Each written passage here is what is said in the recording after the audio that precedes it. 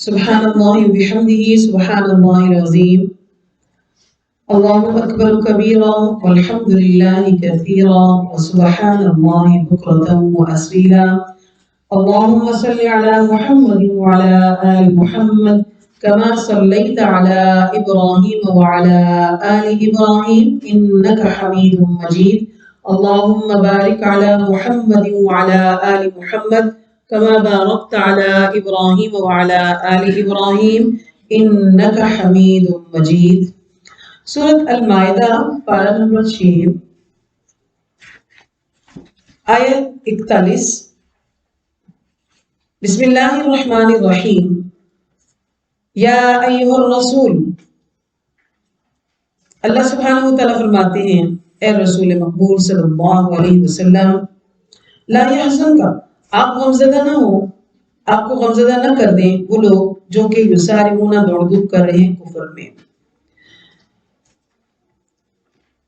یہود کی خباثتوں کا ذکر ہم پڑھتے رہے، منافقین کی قباحتوں کا بھی ذکر چل رہا ہے، تو ساتھ میں اللہ تعالیٰ اپنے پیغمبر کو ایک تسلی دے رہے ہیں کہ جو کفر میں دوڑ دھوپ کوششیں کر رہے ہیں آپ ان کے غمگین نہ ہوں۔ من الذین قالوا آمنا بافواہہم، اور وہ لوگ بھی جنہوں نے محض زبانی طور پر کہا کہ ہم ایمان لائے، دل سے ایمان نہیں لائے، مطلب منافقانہ روش اختیار کی ہے، تو جنہوں نے یہ کہا کہ ہم ایمان لائے ہیں ولم تؤمن قلوبہم، ان کے دل ایمان نہیں لائے، اور اسی طرح ہادو یہودیوں میں سے بھی سماعون للکذب، جو بہت زیادہ سننے والے ہیں جھوٹ کو، سماعون لقوم آخرین، اور سننے والے ہیں دوسری قوم کے لیے۔ یعنی جو کوئی اسلام کی مخالفت میں جھوٹی جھوٹی بات کرتا ہے تو اس کو بڑے غور و فکر کے ساتھ سنتے ہیں، پھر اسلام کی دشمنی میں اس پروپیگنڈے کے اندر میں بھی شامل ہو جاتے ہیں۔ یعنی اسلام کے خلاف دو باتیں جو ہیں، یسمعون للکذب، جھوٹی موٹی باتیں سنتے ہیں اور ان کے ساتھ پروپیگنڈے میں شامل ہو جاتے ہیں، اور دوسرا یہ کہ جو دوسروں کے لیے سننے سے مراد جاسوسی کرتے ہیں، کہ اسلام کے خلاف جاسوسی کرتے ہیں، کوئی ایسی بات ہاتھ مل جائے، کوئی کمزوری ہاتھ لگ جائے تو اس میں کچھ جھوٹ چھوٹ ملا کر دوسروں کو سنا دیں اور پھر ان سے بھی داد وصول کر دیں۔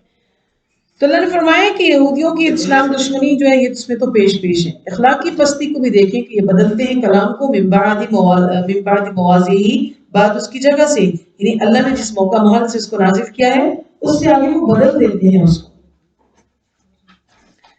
یقولون، وہ کہتے ہیں کہ ان اوتیتم ھذا، اگر ان کو دیا گیا ھذا یہ تو فخذوہ، لے لو، یعنی مرضی کا فیصلہ انہوں نے دیا تو لے لیں، اور وَإِن لَمْ تُؤْتَوْهُ، اگر ہمارے فیصلے میں مرضی کے مطابق فیصلہ نہ ہو تو اس کو چھوڑ دو۔ تو تورات کے اندر میں بھی جو بدکاری کی سزا تھی نا وہ رجم کر دینا تھی، تو ان کے لوگوں میں کسی عورت کے اوپر بدکاری جو ہے وہ ثابت ہوئی، اب اس کی سزا سنسار کر دینا تھی۔ تو اب وہ یہودی عالم جو ہے وہ ظاہر اس میں ان کی کتابوں میں تو یہ لکھا تھا، لیکن انہوں نے دیکھا کہ یہ نیا دین ہے اور اس کے اندر دین اسلام جو ہے اس کے اندر سہولتیں بہت دی ہیں اور بہت زیادہ یعنی اپنے مومن بندوں کا ایک بڑا خیال ہے اور بہت ان کے لیے پروٹوکول ہے اس میں، لیکن ہو سکتا ہے کہ اس میں کوئی سزا میں کمی ہو۔ تو انہوں نے اپنا جو وفد ہے آپ صلی اللہ علیہ وسلم کے پاس بھیجا اور یہ کہا کہ آپ کا دین اس بارے میں کیا سزا کا حکم دیتا ہے۔ تو ان کا آپس میں کیا طے تھا، اگر تو انہوں نے ہمارے مطلب کا فیصلہ کیا، رجم سے کم کی سزا ہوئی تو ان کی بات مان لینا، اگر سنسار کر دینے کی سزا دی تو پھر بات نہ ماننا۔ تو پھر جب وہ آپ کے پاس فیصلہ لے کر آئے تو آپ صلی اللہ علیہ وسلم نے ان سے یہ کہا کہ میں آپ کو اللہ وحدہ لا شریک کی قسم دیتا ہوں جس نے موسیٰ علیہ السلام کو فرعون سے نجات دی ہے، یعنی آپ بڑی، کیونکہ موسیٰ علیہ السلام کو تو انہیں کو ماننا اور فرعون سے نجات حاصل کرنا ایک بہت بڑا واقعہ تھا ان کے دین کے اندر، ان کی زندگیوں کے اندر بنی اسرائیل کے۔ تو ایسی قسم دی آپ صلی اللہ علیہ وسلم نے ان کو کہا کہ تم نے یہ سچ بولنا ہے۔ اب یہ بتاؤ کہ تورات کے اندر بدکاری کی کیا سزا ہے، کیا اس میں رجم کر دینے کی سزا نہیں ہے؟ تو ان کی یہودی علماء کو چاروں نشار اس بات پہ اقرار کرنا پڑا، اور جب انہوں نے کہا کہ واقعی اس میں یہ ہماری کتاب میں بھی سنسار کر دینے کی سزا ہے، جب انہوں نے یہاں یہ سچ بات بول دی کیونکہ قسم بہت بڑی تھی، تو دوسرے یہودی ان کے خلاف ہو گئے اور کہنے لگے کہ تم نے ایسے کیوں کیا، یعنی تحریف فی الکتاب، کتاب کے اندر ہی ایسی بات کو یعنی جو کہ انہوں نے کتابیں بدل دی تھی نا، اس میں کوئی بڑا آدمی اگر بدکاری کرتا اس کے خاندان کی عورت کوئی کرتی تو اس کو جسٹ منہ کالا کر دیا جاتا ہے، جرمانہ لگایا جاتا یا مار پیٹ چھوٹی موٹی سزا. اور اگر کسی ادنا خاندان سے کوئی بدکاری کا مرتکب ہوتا تو اس کو پوری پوری رجم کی سزا دیا کرتے تھے. تو یہ انہوں نے کتاب میں تحریف کی تھی. تو یہ ان کی چوری جب آپ سے ان کو قسم دی کہ تم بتاؤ، جب قسم اٹھایا تو ظاہر ان کی کتاب کے اندر تحریف جو ہے وہ خود ان کے منہ سے گواہی ہوگی، ہاں ہمارے دین میں یہی سزا تھی. تو اس وجہ سے یہ آپس میں برخلاف ہوں گے ایک دوسرے کے کہ ایسا کیوں کہا تم نے. وَمَن يُرِدِ اللَّهُ، اور جس کو چاہتے ہیں اللہ تعالیٰ فتنے میں ڈال دیتے ہیں. فَلَن تَمْلِكَ لَهُ مِنَ اللَّهِ شَيْئًا، اور پس ہرگز نہیں آپ اختیار رکھتے اللہ کے آگے کچھ بھی، یعنی ان کو آپ راہ راست پر لانے پر قادر نہیں ہیں. یہ وہ لوگ ہیں لم یرد اللہ، کہ نہیں ارادہ کرتے ہیں اللہ تعالیٰ کہ ان یطہر قلوبہم، کہ ان کے دلوں کو پاک کر دے. اللہ اسی کو دل کو پاک کرتا ہے جس کو غلطی کا احساس ہو جائے. مثلا انہوں نے تحریف فی الکتاب کی تھی، تو اب جب یہ اتنی بڑی بات سامنے آ گئی یہ اس وقت کہتے کہ ہاں واقعی ہم نے کتابوں میں رد و بدل کر دیا، سزا تو یہی تھی. اور اس پر نادم ہوتے کہ ہم نے غلطی کی نہیں، آپس میں جھگڑے بنانا شروع کر دیے اور کہا کہ ایسا کیوں دوسروں کو بتا رہے ہو. ان کے لیے دنیا میں بھی خزي و رسوائی اور آخرت میں بڑا عذاب ہے. سماعون للکذب، جھوٹی باتیں سننے کے بڑے عادی ہیں یہ، اور پھر اکالون للسحت، حرام خور بھی ہیں، حرام کھاتے ہیں، یعنی جھوٹوں کے لیے جاسوسی کرتے ہیں تاکہ وہ اسلام سے متنفر ہو جائیں. اور پھر اسی طرح کے احکام میں غلط فتوا ڈال کر، غلط فتوے دے کر لوگوں کا مال کھاتے ہیں، مقدمات میں غلط فیصلے کر کے رشوت لیتے ہیں. سود کے موجد بھی یہی لوگ ہیں، یعنی حرام کاری، یہ حرام خوری جو ہے انہی کے ذریعے سے جو ہے وہ رواج پائی. فَإِن جَاءُوكَ، پس اگر جب آتے ہیں آپ کے پاس تو فَاحْكُم بَيْنَهُمْ، آپ ان کے درمیان فیصلہ کر دیں یا ان سے اعراض کر دیں. آپ کی ثوابدید کریں جب آپ کے پاس آتے ہیں کہ جی ہمارے درمیان اس معاملے کا فیصلہ کریں. آپ چاہیں تو فیصلہ کر دیں، آپ نہیں چاہتے ان کو فیصلہ کرنا تو آپ اعراض بھی کر سکتے ہیں، کوئی مسئلہ نہیں. فَلَن يَضُرُّوكَ شَيْئًا، یہ کچھ آپ کا بگاڑ نہیں سکتے نبی صلی اللہ علیہ وسلم. وَإِنْ حَكَمْتَ، اور اگر آپ ان کے فیصلے نمٹانا چاہیں تو بس پھر آپ نے طریقہ کار کیا کرنا ہے کہ فیصلہ کرنا ہے ان کے درمیان بالقسط، انصاف کے ساتھ. اور اللہ جو ہے وہ پسند کرتے ہیں انصاف کرنے والوں کو. اور کیسے آپ ان کے درمیان جو ہے وہ، یعنی اب اللہ تعالیٰ ایک استفسار کر رہے ہیں، یعنی ایک پوچھنے کا انداز ہے کہ پوچھنے کا انداز اس لیے کہ سوچنے والا اس پہ سوچے کہ ہاں کیوں غلط. مثلا میرے اپنے گھر میں کوئی چیز ہے اور میں خود اس کو سمجھتی ہوں، یا میرے گھر میں اس کام کو زیادہ اچھا کرنے والا کوئی موجود ہے، تو باہر سے کروانے کا کیا مطلب ہے.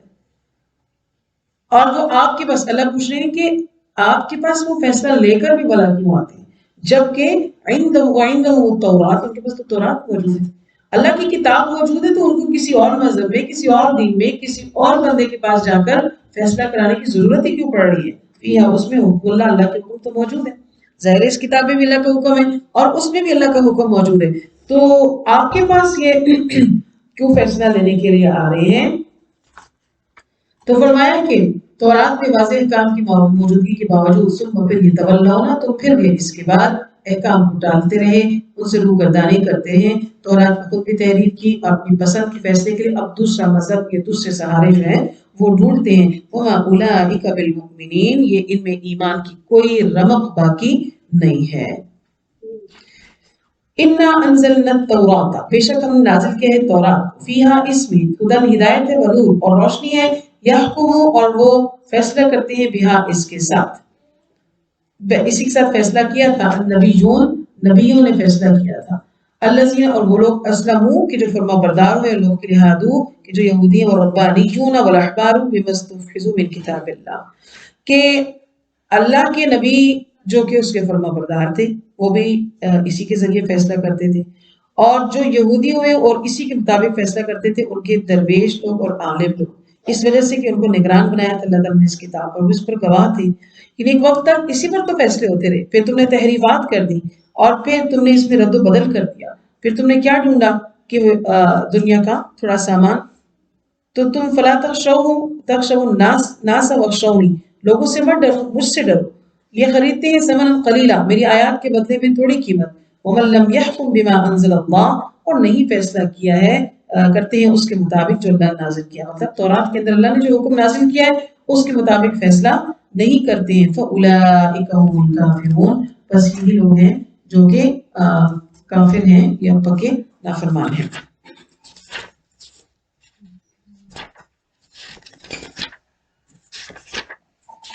वकतबना और लिख दिया हमने अलैहिम उन पर। आयत 45 में अल्लाह फरमाते हैं कि वकतबना और लिख दिया हमने फीहा इसमें कि अन्न नफ्सा बेशक जान के बदले जान, यानी इसमें किसी छोटे बड़े का इम्तियाज नहीं है। अल्लाह ताला ने एक किसास का कानून जिससे पहले भी गुजरा और अब भी, क्योंकि ये जो बदकारी का वाक़या था आप सल्लल्लाहु अलैहि वसल्लम की खिदमत में ये लेकर आए थे, इन्होंने तौरात का हुक्म छुपाया और मजहबी खयानत की थी, अगर अल्लाह ने इसको जाहिर कर दिया। एक और मामला इनके दरमियान ये हुआ कि दो कबाइल थे, बनु नज़ीर और बनु क़ुरैज़ा, इनके दरमियान किसास का मामला था, यानी कत्ल का मामला हुआ और उसमें किसास का मसला था। तो इनमें से बनु नज़ीर अपने आप को बनु क़ुरैज़ा पर जो है वो फौक़ियत देते थे, अपने आप को अफजल समझते थे। तो बनु क़ुरैज़ा का कोई आदमी अगर बनु नज़ीर के हाथों कत्ल हो जाता था तो उसका किसास नहीं दिलाते थे, क्योंकि ये उसको हकीर कौम समझते थे बनु क़ुरैज़ा को। तो अगर उनसे कोई हो जाता तो फिर तो मुअज़्ज़ज़ जान है चूंकि, तो इसलिए मुअज़्ज़ज़ बंदे ही उसके बदले मुअज़्ज़ज़ बंदा ही लिया जाता, और कभी अगर कोई किसास दिया भी जाता तो आज़ाद के बदले जैसे गुलाम दे दिया जाता। तो ये इनके खानदानों के दरमियान एक तफरीक उन्होंने डाली हुई थी, ये भी मजहबी खयानत थी और इस तरह के फैसले करते थे। तो अल्लाह ताला ये अल्लाह के नबी सल्लल्लाहु अलैहि वसल्लम से इसका फैसला भी लेने आए थे। तो अल्लाह ताला ने वाज़ेह कानून बता दिया कि हमने तो इन पर तौरात में भी ली, यानी मजहबी खयानत है। ये आपके पास जो फैसला लाए कोई नई बात नहीं है कि कोई नया मसला हो गया, कत्ल हो गया है, आपका मजहब क्या कहते हैं, हम इसके बारे में क्या फैसला करें। इसमें तो वाज़ेह तौर पर तौरात के अंदर इनके लिए लिख दिया था कि अगर किसी ने एक जान को कत्ल किया है तो उसके बदले जान ही है, यानी किसी छोटे बड़े का इसमें इम्तियाज नहीं है। अल्लाह ताला ने कातिल के बदले मकतूल के बदले कातिल से उसका बदला लेने का कहा है, और यही इनका यानी जो सारा इनके इसके अंदर कोई वहां पाया नहीं जाता है, बड़ा मुफस्सिल इनको हमने बयान कर दिया है। वलाइन बिलाइन, और इसी तरह अगर कोई आजाद तलक़ुफ़ किए हैं, एक शख्स ने किसी आंख की आंख फोड़ दी है तो किसास में उसकी भी आंख फोड़ दी जाएगी, हमने तौरात में इनको लिख दिया था। वल अनफ बिल अनफी, और किसी का नाक के बदले नाक, और उज़ुन बिल उज़ुनी, और कान के बदले कान, व सिन्न बिस सिन्नी, और दांत के बदले दांत, वल जुरूह क़िसास, तमाम जख्मों में क़िसास है। जिस किस्म का मजरूह दूसरे को किया गया है उसके साथ भी इतनी ही सजा उसकी मिक़दार दी जाए। हाँ, अगर फमन तसद्दक़ा, जिसके साथ ये मामला हुआ है, अगर वो सदका कर दे मतलब माफ कर दे, और कफ़ारतुल लहू, तो बस क्या है कि ये उसके गुनाहों का कफ़ारा बन जाएगा। कि जख्म खुर्दा ना तो किसास में जख्म लगाने वाले को जख्म लगाए और ना ही उससे कोई दीत वसूल करता है, तो ये बड़ा काम करता है। बहुत आला ज़र्फ़ी का उसने सबूत दिया है। वमन लम यहकुम, और जो कोई नहीं करता है जो अल्लाह ने नाज़िल किया उसके मुताबिक यहकुम फैसला, तो ये लोग कौन होते हैं? अज़्ज़ालिमून, ज़ालिम। वक़फ़ैना, और इसी तरह हमने भेजे हैं अला आज़ारिहिम, उनके पीछे, बिईसा इब्न मरियम, ईसा इब्न मरियम को भेजा है उनके पीछे, मतलब अंबिया का सिलसिला, अंबिया के पीछे आप यानी बनी इसराइल, हज़रत ईसा सबसे आखिरी नबी है बनी इसराइल के। तो इससे पहले नबी आते रहे आते रहे आते रहे, और फिर उनके पीछे आखिर में ईसा अलैहिस्सलाम भी आए। तो ईसा इब्न मरियम को भी हमने अंबिया के नक्शे कदम पर भेजा है, और फिर उसके बाद कोई नबी नहीं आया लगभग 600 साल के अरसे तक। फिर आप सल्लल्लाहु अलैहि वसल्लम को जब हमने भेजा है तो बीच में किसने आके कोई इनको हुक्म दे दिया? यानी अगर ये इन्होंने जो कहा है कि इसका बदला ऐसे नहीं होता, इसका बदला ऐसे नहीं होता है, तो ये लोग बताएं कि फिर आखिर किसने इनको ये बताया कि नाक के बदले नाक जो है और कान के बदले कान, ये फिक्स इनको इनकी शरीयत में था। बीच में कोई नबी और भी नहीं आए, इंजील में भी ऐसी बातें दर्ज है। तो फिर ये तहरीफात कहाँ से? ज़ाहिर है इनके अखबार, उनके दरवेश, उनके उलमा ने की, और फिर उसके ऊपर दुनियावी फायदे वसूल किए, जिससे दीन का एक बहुत बड़ा नुकसान किया इन्होंने। जो किताब हमने नाजिल की उसके बाद जो आई तो वो मुसद्दिक थी, और दी थी हमने ईसा अलैहिस्सलाम को इंजील। उसमें क्या था? हुदन, हिदायत, नूर और रोशनी। हिदायत और नूर की बातें थी इसमें, और ये इसके अंदर मुत्तकीन के लिए मौइज़त नसीहत भी थी। तो चाहिए कि अहले इंजील जो हैं उसके मुताबिक फैसला करें, बिमा अंज़लल्लाहु फीही, जो उसमें नाजिल किया गया है, यानी अहले इंजील उसके मुताबिक करें। यानी उनको अभी ये नहीं कहा गया कि आप कुरान के मुताबिक फैसला करें, नहीं, लेकिन तौरात के मुताबिक तो करें। जो नसारा हैं वो मत करें कुरान के मुताबिक फैसला, लेकिन इंजील के मुताबिक तो करें। लेकिन उन्होंने इंजील ही चूंकि बदल दी और तौरात ही तो वो बदल दी, तो किस चीज को अब किसके मुताबिक वो फैसले करेंगे? तो बिगड़ी हुई यहूदियत और बिगड़ी हुई ईसाइयत पर वो कायम है। तो लिहाजा ये महज जहालत और तासुब और इनाद की वजह से अब तक हुआ। जो कोई नहीं फैसला करता बिमा उसके मुताबिक जो अल्लाह ने नाजिल किया, तो ये लोग कौन है? हुमुल फासिकून, ये फासिक है, नाफरमान है। आयत 48 में अल्लाह फरमाते हैं कि नाजिल किया है हमने इलैका, आपकी तरफ किताब, بالحق کی حق کے ساتھ. کتاب سے مراد یہ قرآن عزیز.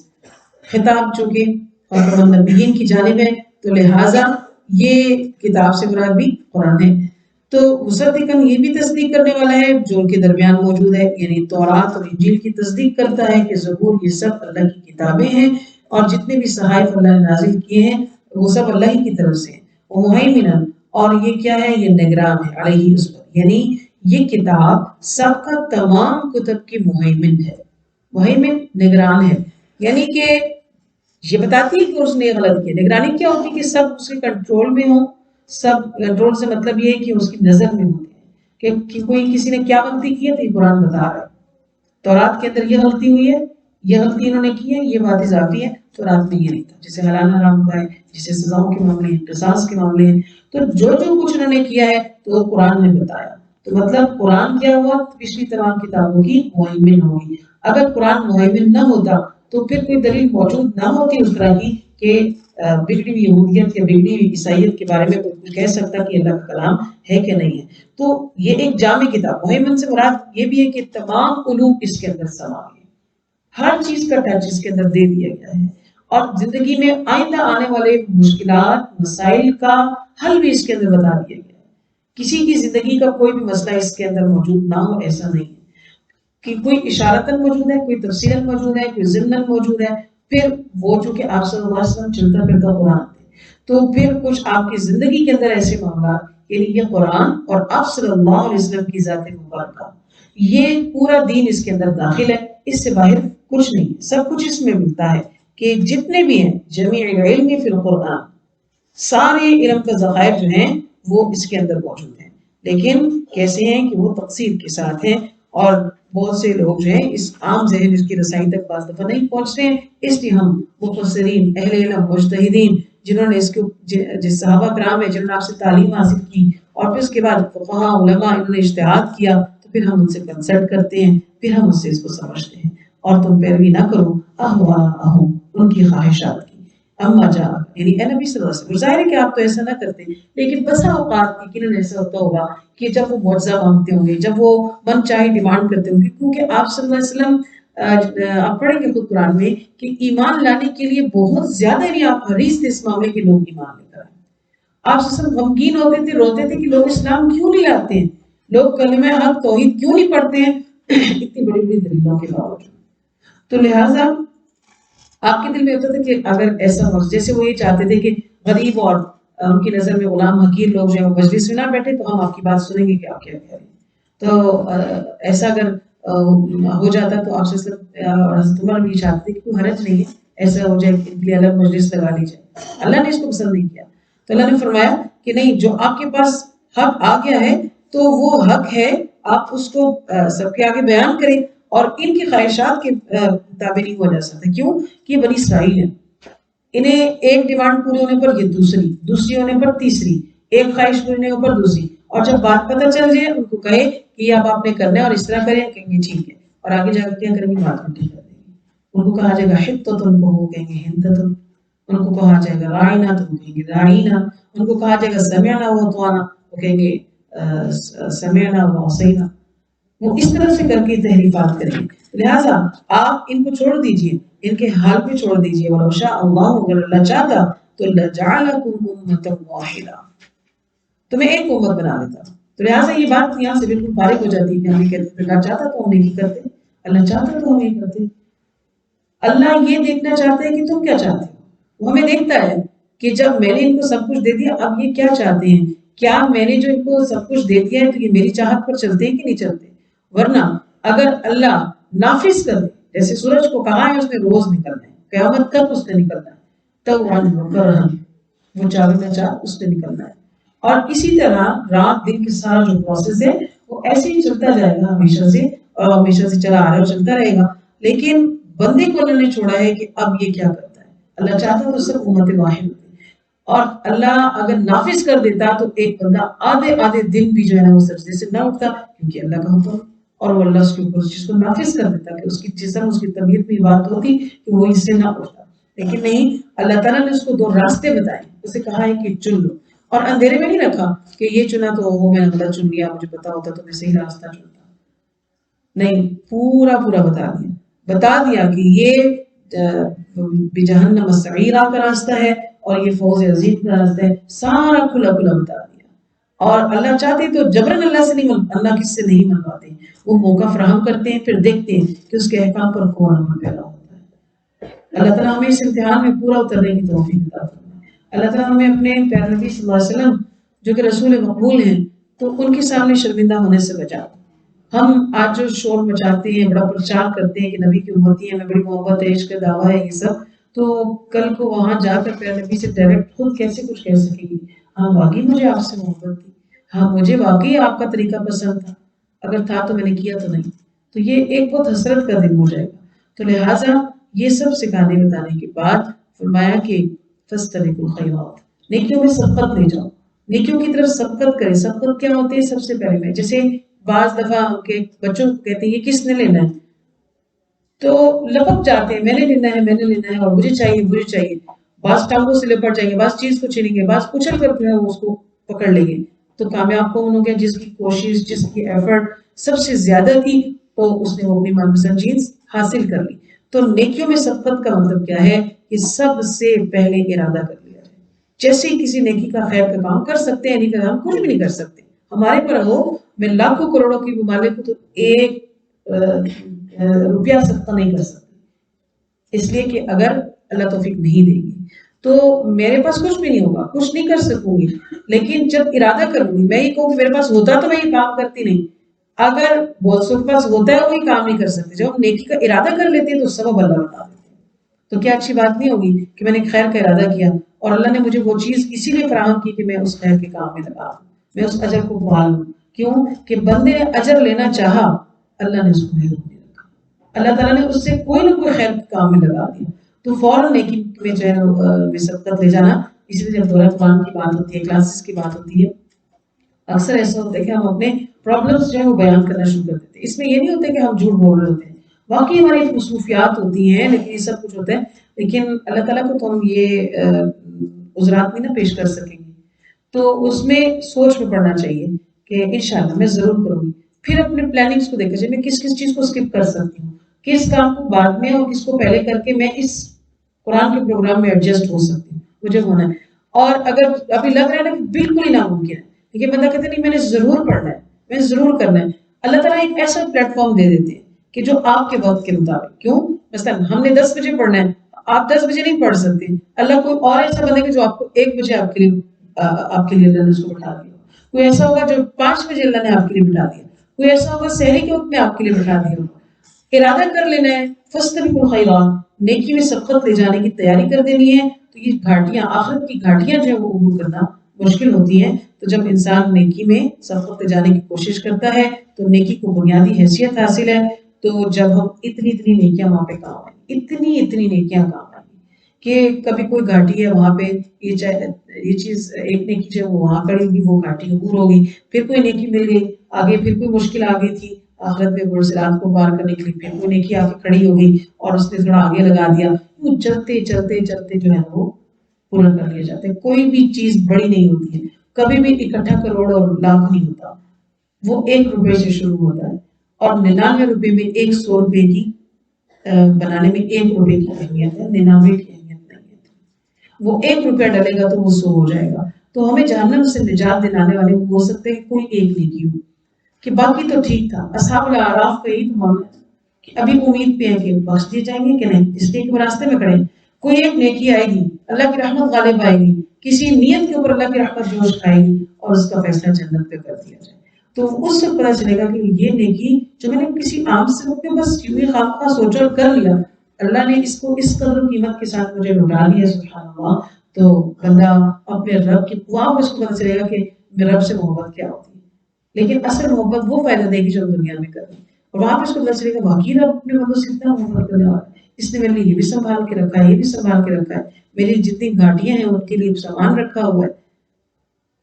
تو فَيُنَبِّئُكُمْ، وہ ضرور بتائے گا تم کو بِمَا كُنتُمْ فِيهِ تَخْتَلِفُونَ، اس کی طرف جب تم لوٹ کر جاؤ گے سب، تو وہ حق و باطل پر قطعی اور ٹرو فیصلہ۔ آج یہ لوگ کہتے ہیں کہ یہ ٹھیک ہے یہ ٹھیک نہیں ہے، وہ ٹھیک ہے یہ ٹھیک نہیں ہے، قیامت میں اللہ بتا دیں گے۔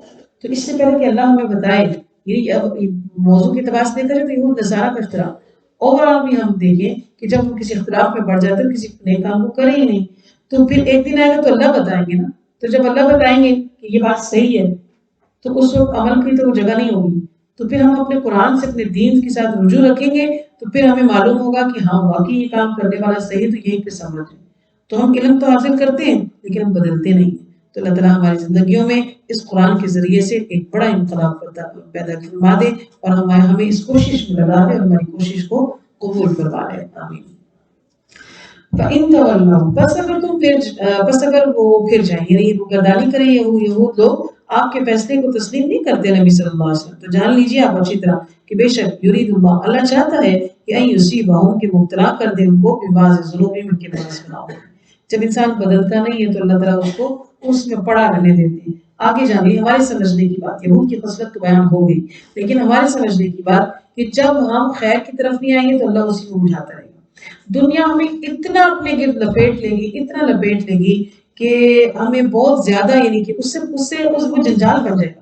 جسے ایک ڈور الجھ جاتی ہے نا تو اس کو انسان کھولتا رہے وہ سلجھتی نہیں، تو اس طرح الجھ کے رہ جائے گا، فرصت نہیں نکال پائے گا کہ بچے بڑے ہو جائیں گے تب کروں گی، بچوں کی شادیاں کروں تب کروں گی، اور پھر میں یہ کروں گی تب کروں گی۔ اسٹیپ بائی اسٹیپ اللہ تعالیٰ دنیا میں مصروف کرتے جاتے ہیں انسان، اور جو انسان شروع سے ہی دین کے لیے وقت نکالتا ہے تو اس کی دنیا کے لیے اللہ تعالیٰ کافی ہو جاتے ہیں، اور مشکلات اتنی مشکلات نہیں لگتی، اللہ تعالیٰ بہت آسانیاں فرماتے ہیں۔ بے شک لوگوں میں بہت سے البتہ لفاسقون نافرمان ہیں۔ اللہم لا تجعلنا من افحکم الجاہلیت یبغون، کیا جاہلیت کے زمانے میں یہ فیصلہ تلاش کرتے ہیں؟ جاہلیت کا قانون تو یہ تھا کہ اللہ کے احکام کو پیچھے ڈال دو اور اپنے تئیں فیصلہ کرو۔ اب تو قرآن نازل ہو گیا، اسلام پھیل گیا ہے، روشنیاں آ گئی ہیں، اندھیرے چلے گئے ہیں، اور اب بھی ہم یہ چاہتے ہیں کہ ہمارے مطابق فیصلہ ہو۔ اب جاہلانہ طریقہ اب بھی ہوگا، جسے آج ہم نے چھوٹی سی دعا ہے کہنے کو، اعوذ باللہ ان اکون من الجاہلین، جو کلاس کے آغاز میں ہم نے پڑھی کہ جاہلوں کی سی باتیں نہ کریں، نادانوں کے سے طریقے نہ ہمارے۔ جاہلانہ زمانے جاہلیت کا طریقہ ہی یہی تھا، اللہ کے حکم کو پیچھے ڈالو اور اپنی مرضی کرو، اور اس روش پر آج یعنی بندہ کہ میں کہاں سے بیوقوف ہوں، میں کہاں سے نادان ہوں۔ جاہلیت اور بیوقوفی جو ہے وہ اس سے مراد جو ہے وہ ظلمت اور اندھیرا ہے، اس سے مراد کوئی ہماری عقل اور دنیا کے معاملے میں ہمارے فیصلے یہ نہیں ہے، یہ دین کے معاملے میں بات ہو رہی ہے۔ اسے جاہل کہا گیا ہے جو اللہ کے حکم کے خلاف چلتا ہے۔ تو لہٰذا ہم دیکھتے ہیں کہ ہماری زندگیوں میں کتنے کام ایسے جس میں احکام الہی کو پس پش ڈال دیا جاتا ہے اور اپنے تئیں کام کیے جاتے ہیں، جس کے اندر بالخصوص ہمارے خاندانوں کے رسومات، شادی بیاہ کے طریقے، میل ملاپ کے طریقے، اور اسی طرح تعلیمی رجحان، ہر چیز کے اندر جو بہت سی چیزوں کو پس پش ڈال دیتے ہیں، جبکہ اللہ نے قرآن نازل کر دیا ہے۔ اب تو طریقہ وہی ہونا چاہیے، کیونکہ وہ شخص اللہ کے یہاں بڑا مقبوض ہوتا ہے جو اللہ تعالیٰ کے حکم کے خلاف چلتا ہے، جو جاہلیت کے دستور کا اتباع کرتا ہے۔ اور جاہلیت کے دستور ہی کا اتباع ہے کہ زیب و زینت کا اظہار، آپ پڑھیں گے انشاءاللہ وَلَا تَبَرَّجْنَ تَبَرُّجَ الْجَاهِلِيَّةِ الْأُولَىٰ کہ عورتوں سے کہا گیا کہ اپنی زینتوں کے اظہار جاہلیت کسی عورتوں کے ساتھ نہ کرو۔ تو جب ہم یہ قرآن، جب پھر نا یہ بات ہمیں سخت نہیں لگتی کوئی کرے، جب ہم خود قرآن میں پڑھتے ہیں، قرآن نے ایسے کہا ہے، اور حدیث ہمیں یہ بتاتی ہے کہ اللہ کے ہاں مبغوض ہے وہ بندہ کون، جو جاہلیت کے اندر اتباع کرتا ہے، یعنی اس کے طریقے کے اوپر چلتا ہے۔ تو جاہلیت کے طریقے ہیں، جب ہم آہستہ آہستہ دیکھیں گے تو معلوم ہوتا جائے گا کہ کتنے کام تو زمانہ جاہلیت والے ابھی بھی چل رہے ہیں، ان کے طریقے اپنائے جا رہے ہیں، ان کے سے جو ہے وہ سب چیزیں کی جا رہی ہیں۔ یا ایھا الذین آمنوا، جو ایمان لائے ہو، لا تتخذوا اليہود، مت تم بناؤ یہود کو والنصارى اور نصرانیوں کو اولیاء، دوست۔ ان میں سے بعض جو ہے وہ بعض کے میں سے ایک ہے، یعنی یہ اگر آپس میں ان کا بغض و عداوت ہے لیکن دین اسلام کے خلاف ان کا گٹھ جوڑ ہے، یہود و نصارہ ایک دوسرے کے ساتھی ہیں، اسلام کے خلاف ہونے میں یہ اکٹھے ہو جاتے ہیں۔ موجودہ دنیا کے اندر بھی آپ حالات دیکھیں تو مساجد کو شہید کرنا اور اس کے اندر اتنا فساد برپا کرنا یہود اور نصارہ کی باہم اتحاد اور اتفاق کا نتیجہ ہے۔ وَمَن يَتَوَلَّهُمْ، اور جو کوئی بھی ان سے دوستی کرے گا تو وہ انہی جیسا ہوگا، اغیار سے دوستی کرنے والا انہی کی طرح شمار ہوگا۔ بے شک اللہ تعالیٰ نہیں ہدایت دیتا ظالم قوم کو۔ فَتَنُ الَّذِينَ، بس تم دیکھو گے ان لوگوں کے دلوں میں مرض ہے، جن لوگوں کے دلوں میں بیماری ہے یعنی منافقت ہے، تو وہ ان کی کوششیں یا دوڑ دھوپ کیسے ہوتی ہے؟ وہ اغیار کی طرف جاتے ہیں، دوڑ دوڑ کر ان کی طرف جاتے ہیں، ان سے دوستی کرتے ہیں. منافقین کا بھی یہی شیوا ہے، اور وہ کہتے ہیں کہ نقشان دوسری بنا دائرہ، کہ ہم تو ان سے دوستی اس لیے رکھ رہے ہیں کہ ہمیں میل ملاپ کے لیے کہیں ان کو چھوڑ دیں گے تو ایسا نہ ہو کہ ہم گردش زمانہ نہ پڑ جائے ہم پر.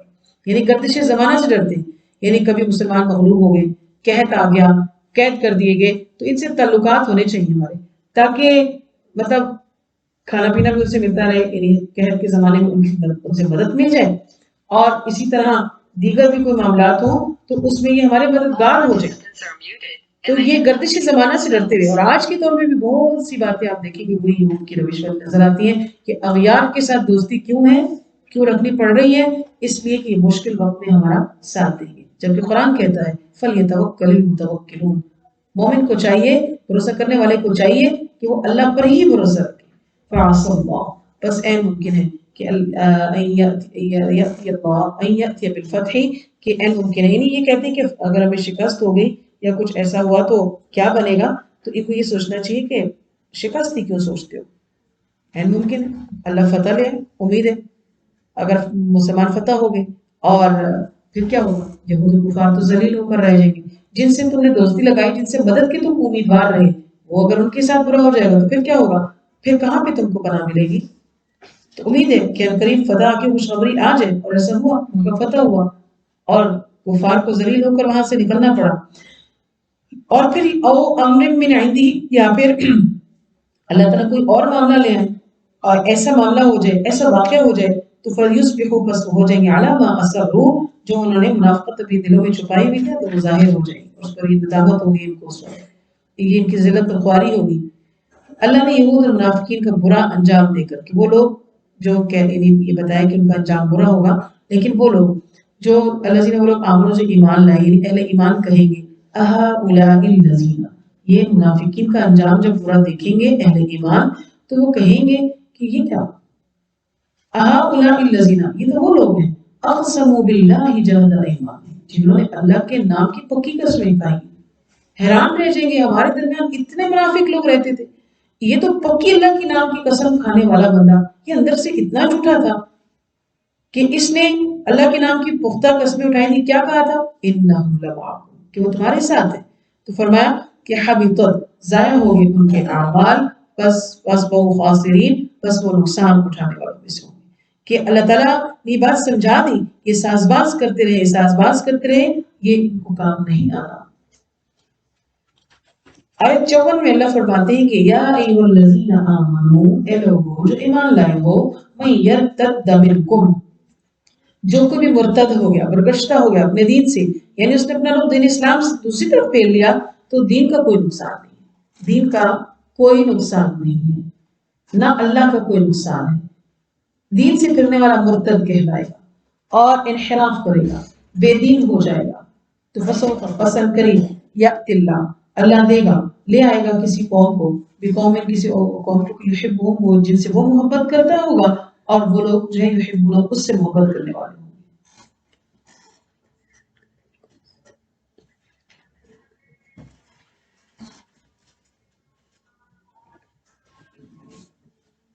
یعنی کہ اگر یہ نافرمان لوگ ہیں اور یہ اس طرح سے کر رہے ہیں تو دین کی تائید اور حفاظت اللہ فرمائے گا. دین سربلند تھا، دین سربلند ہے، اور دین سربلند ہے. ہم کہتے ہیں نا اسلام پس کر رہ گیا، ہمارے یہاں اس طرح کی بات چلتی ہے، اور یہ نہیں، مسلمان پسا ہے اپنی حالت کی وجہ سے، اپنی کیفیت کی وجہ سے. اسلام مغلوب ہو ہی نہیں سکتا. کیوں؟ کہ اللہ نے اپنے نبی سے فرمایا تھا، بات آپ پڑھیں گے قرآن میں، کہ وہی ہے وہ ذات ارسل رسول، جس نے اپنے رسول کو بھیجا. کیوں؟ کہ لیظہرہ علی الدین کلہ، تاکہ وہ کیا کر دے، اس دین کو سب کے اوپر، سب ادیان کے اوپر غالب کر دے. اب پیارے نبی صلی اللہ علیہ وسلم نے مکہ فتح ہوتا ہے، دین اسلام غالب آ گیا، اللہ نے قیامت تک اس کو چنا ہوا، اور دین ہمیشہ سے بلند رہے گا. ہاں، مسلمان جب خرابی کرتا ہے، جیسے یہود نے خرابی کی تو آج ذلت کی زندگی گزار رہے ہیں نا، تو مسلمان جہاں جہاں خرابی کرتے ہیں تو وہ ذلت کی زندگی گزار. اسلام ہمیشہ سے سربلند ہے. تو اللہ فرماتے ہیں وہ یہ کام لے لے گا، کسی سے بھی لے لے گا. اللہ کسی سے بھی کام لیتے ہیں. ایسے لوگ آ جائیں گے جو اللہ سے محبت رکھنے والے ہوں گے، اور اللہ ان سے محبت رکھنے والا ہوگا. شفقت کے انداز دیکھے جائیں تو ایک استاد بچے سے کہتا ہے کہ تم نے یہ کام کیا تو یہ انعام آپ کا ہے، نہیں تو کسی اور کو مل جائے گا، آپ اچھے سے محنت کرو یا آپ کو مل جائے گا۔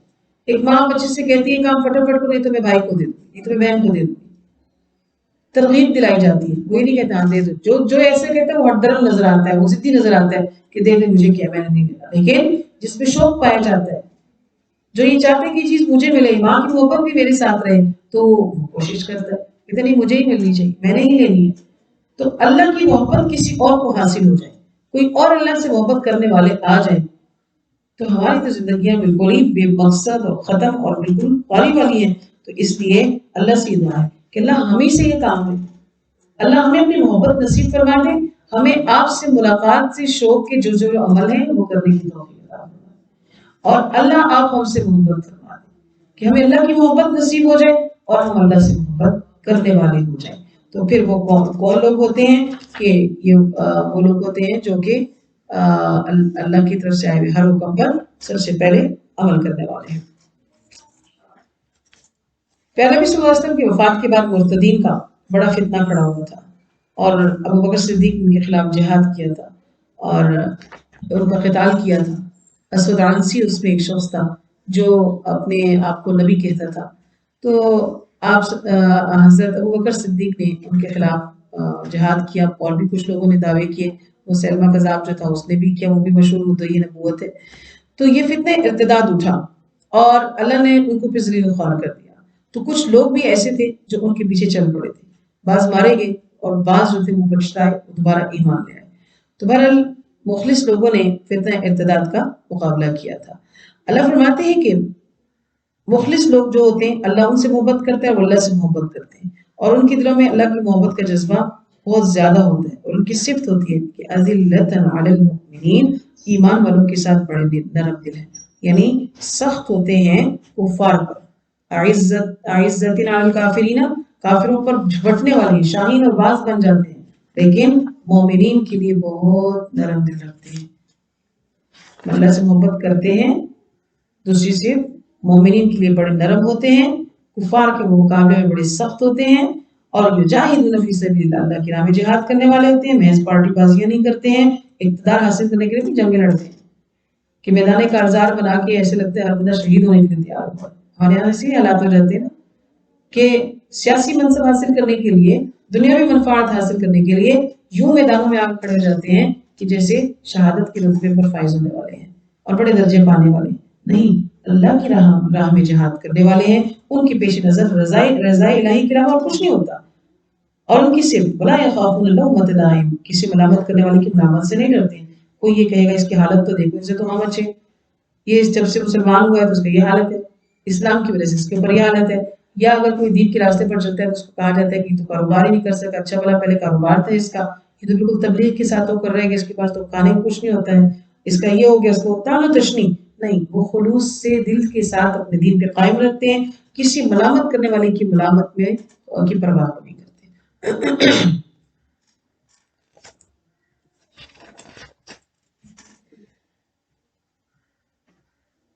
ذالک فضل اللہ، اللہ کا فضل ہے جس کو وہ دیتا ہے، من یشاء، وہ چاہتا ہے، اللہ واسع علیم ہے، انما بے شک ولیکم اللہ، اللہ تمہارا ولی ہے اور اس کا رسول بھی، اللہ اور اس کے رسول کی رفاقت ہی تم کو ایمان والوں کو نصیب ہوگی، سچی دوستی، اور وہ لوگ آمن جو اہل ایمان ہیں، یعنی دوستی اللہ اور اس کے رسول اور ایمان والوں سے ہونی چاہیے۔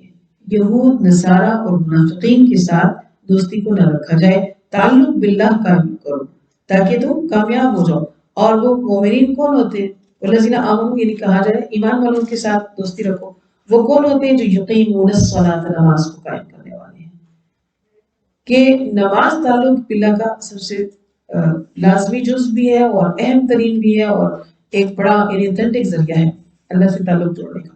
تو ایسے لوگوں سے مسلمان تو ہے، لیکن ایسے لوگوں سے دوستی نہیں ہے جو نماز کے وقت میں خود بھی فضول کاموں میں مصروف ہے، دوسرے کو مصروف کرتے ہیں، اور نماز کا ایک وقت چلا جائے، دوسرا وقت چلا جائے، تیسرا جگہ، حتیٰ کہ پانچوں نمازیں گزر جاتی ہیں اور وہ غفلت میں ہوتے ہیں۔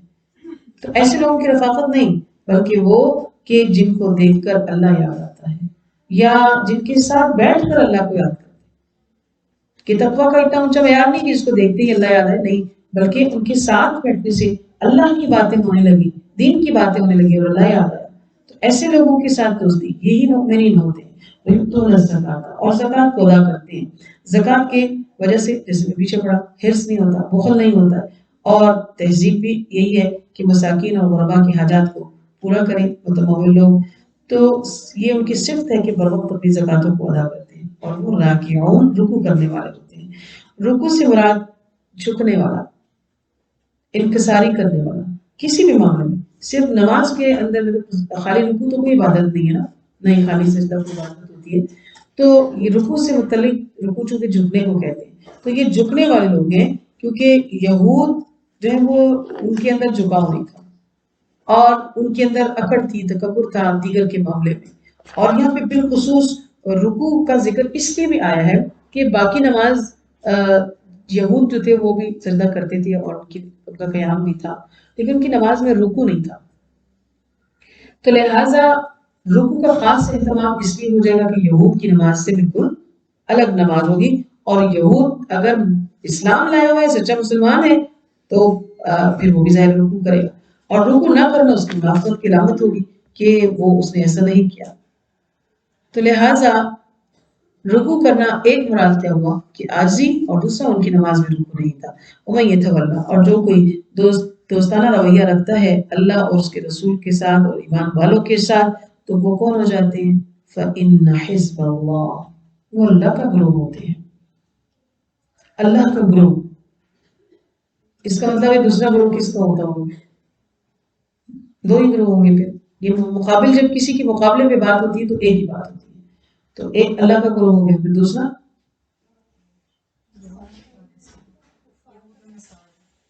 اگر یوں کریں تو پھر یہود الگ ہے، نصارہ الگ ہے، مشرکین الگ ہیں.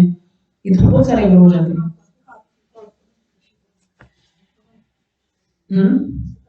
شیطان، معافی، اس سے ہمارا نے بھی بتایا شیطان کا گروہ. ایک اللہ کا گروہ ہو جاتا ہے، دوسرا شیطان کا گروہ. مطلب جو یہ نہیں کر رہا تو وہ شیطان کے ساتھی ہوگے. اللہم اعذنا، اللہم ارحمنا. تو لہٰذا ایمان والوں کے ساتھ دوستی کرنی ہے، ایمان والوں کو پسند کرنا ہے. جو نیکی پہ چلنے والے لوگ ہوتے ہیں ان سے محبت کرنی ہے. جو خیر کا کام کرنے والے ہیں ہم ان کے ساتھ خیر کا کام کریں یا نہ کریں، انہیں پسند ضرور کریں. کبھی بھی خیر کے کام، جب کبھی پروپیگنڈا ہو اسلام کے خلاف ہو، اگر ایک بات جو ہے وہ سچی بھی ہوئی ہو، چاہے وہ کسی مدرسہ سے متعلق ہے، کسی گلی محلے کا مسئلہ ہے، اور اس کے اندر جو ہے وہ جو پن وہی جو جا رہی ہے، پوائنٹ جوڑا جا رہا ہے وہ اسلام کا، دین کا، قرآن کا، اسلام والوں کا، تو کبھی بھی ان کا ساتھ نہ دیا جائے، ان کے لیے زبان بھی نہیں لائی جائے.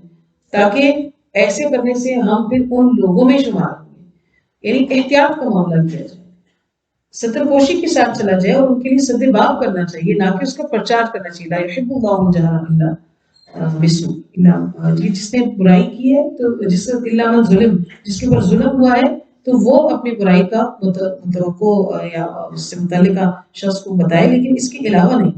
تو جو اللہ اور اس کے رسول اور اہل ایمان سے دوستی کرے گا وہ حزب اللہ ہے، اللہ کا گروہ ہے. سبحان اللہ. اور وہ کون ہوتے ہیں؟ ہم الغالبون، یہ غالب آنے والے ہیں. یہی تو لوگ ہیں جو اللہ کی پارٹی ہے، اس کے گروہ کے یہ سارے ممبرز ہیں، اور یہ غالب رہیں گے، کامیابی انہی کو مقدر بنے گی. اللہم اجعلنا من، کہ اللہ تعالیٰ کے گروہ میں شامل ہونے والے سارے کام ہم کرنے والے ہوں. آیت 57، یہ لوگوں جو ایمان لائے. لا تتخذوا، نہ تم بناؤ ان لوگوں کو، دینکم، نہ تم ان لوگوں کو بناؤ سے مطلب دوست نہ بناؤ، ساتھی نہ بناؤ، کہ جنہوں نے بنا لیا دینکم، تمہارے دین کو، ہزواً، مذاق، و لعباً، اور کھیل بنا رکھا، یعنی تمہارے دین کا مذاق اڑاتے ہیں. شاعر اللہ کو کھیل کود سے تشبیہ دیتے ہیں. مثلا نماز میں جو اٹھک بیٹھک ہے، اس کو بھی وہ غلط انداز سے اس کے اوپر تضحیق کرتے. آزان کے جب الفاظ ہوتے، اذان کا مذاق اڑاتے، اس میں تالیاں بجاتے، شور مچاتے. تو کہا گیا کہ یہ ان کے ساتھ تعلق رکھو گے تو پھر تمہارا تعلق دین جو ہے وہ کمزور پڑ جائے گا.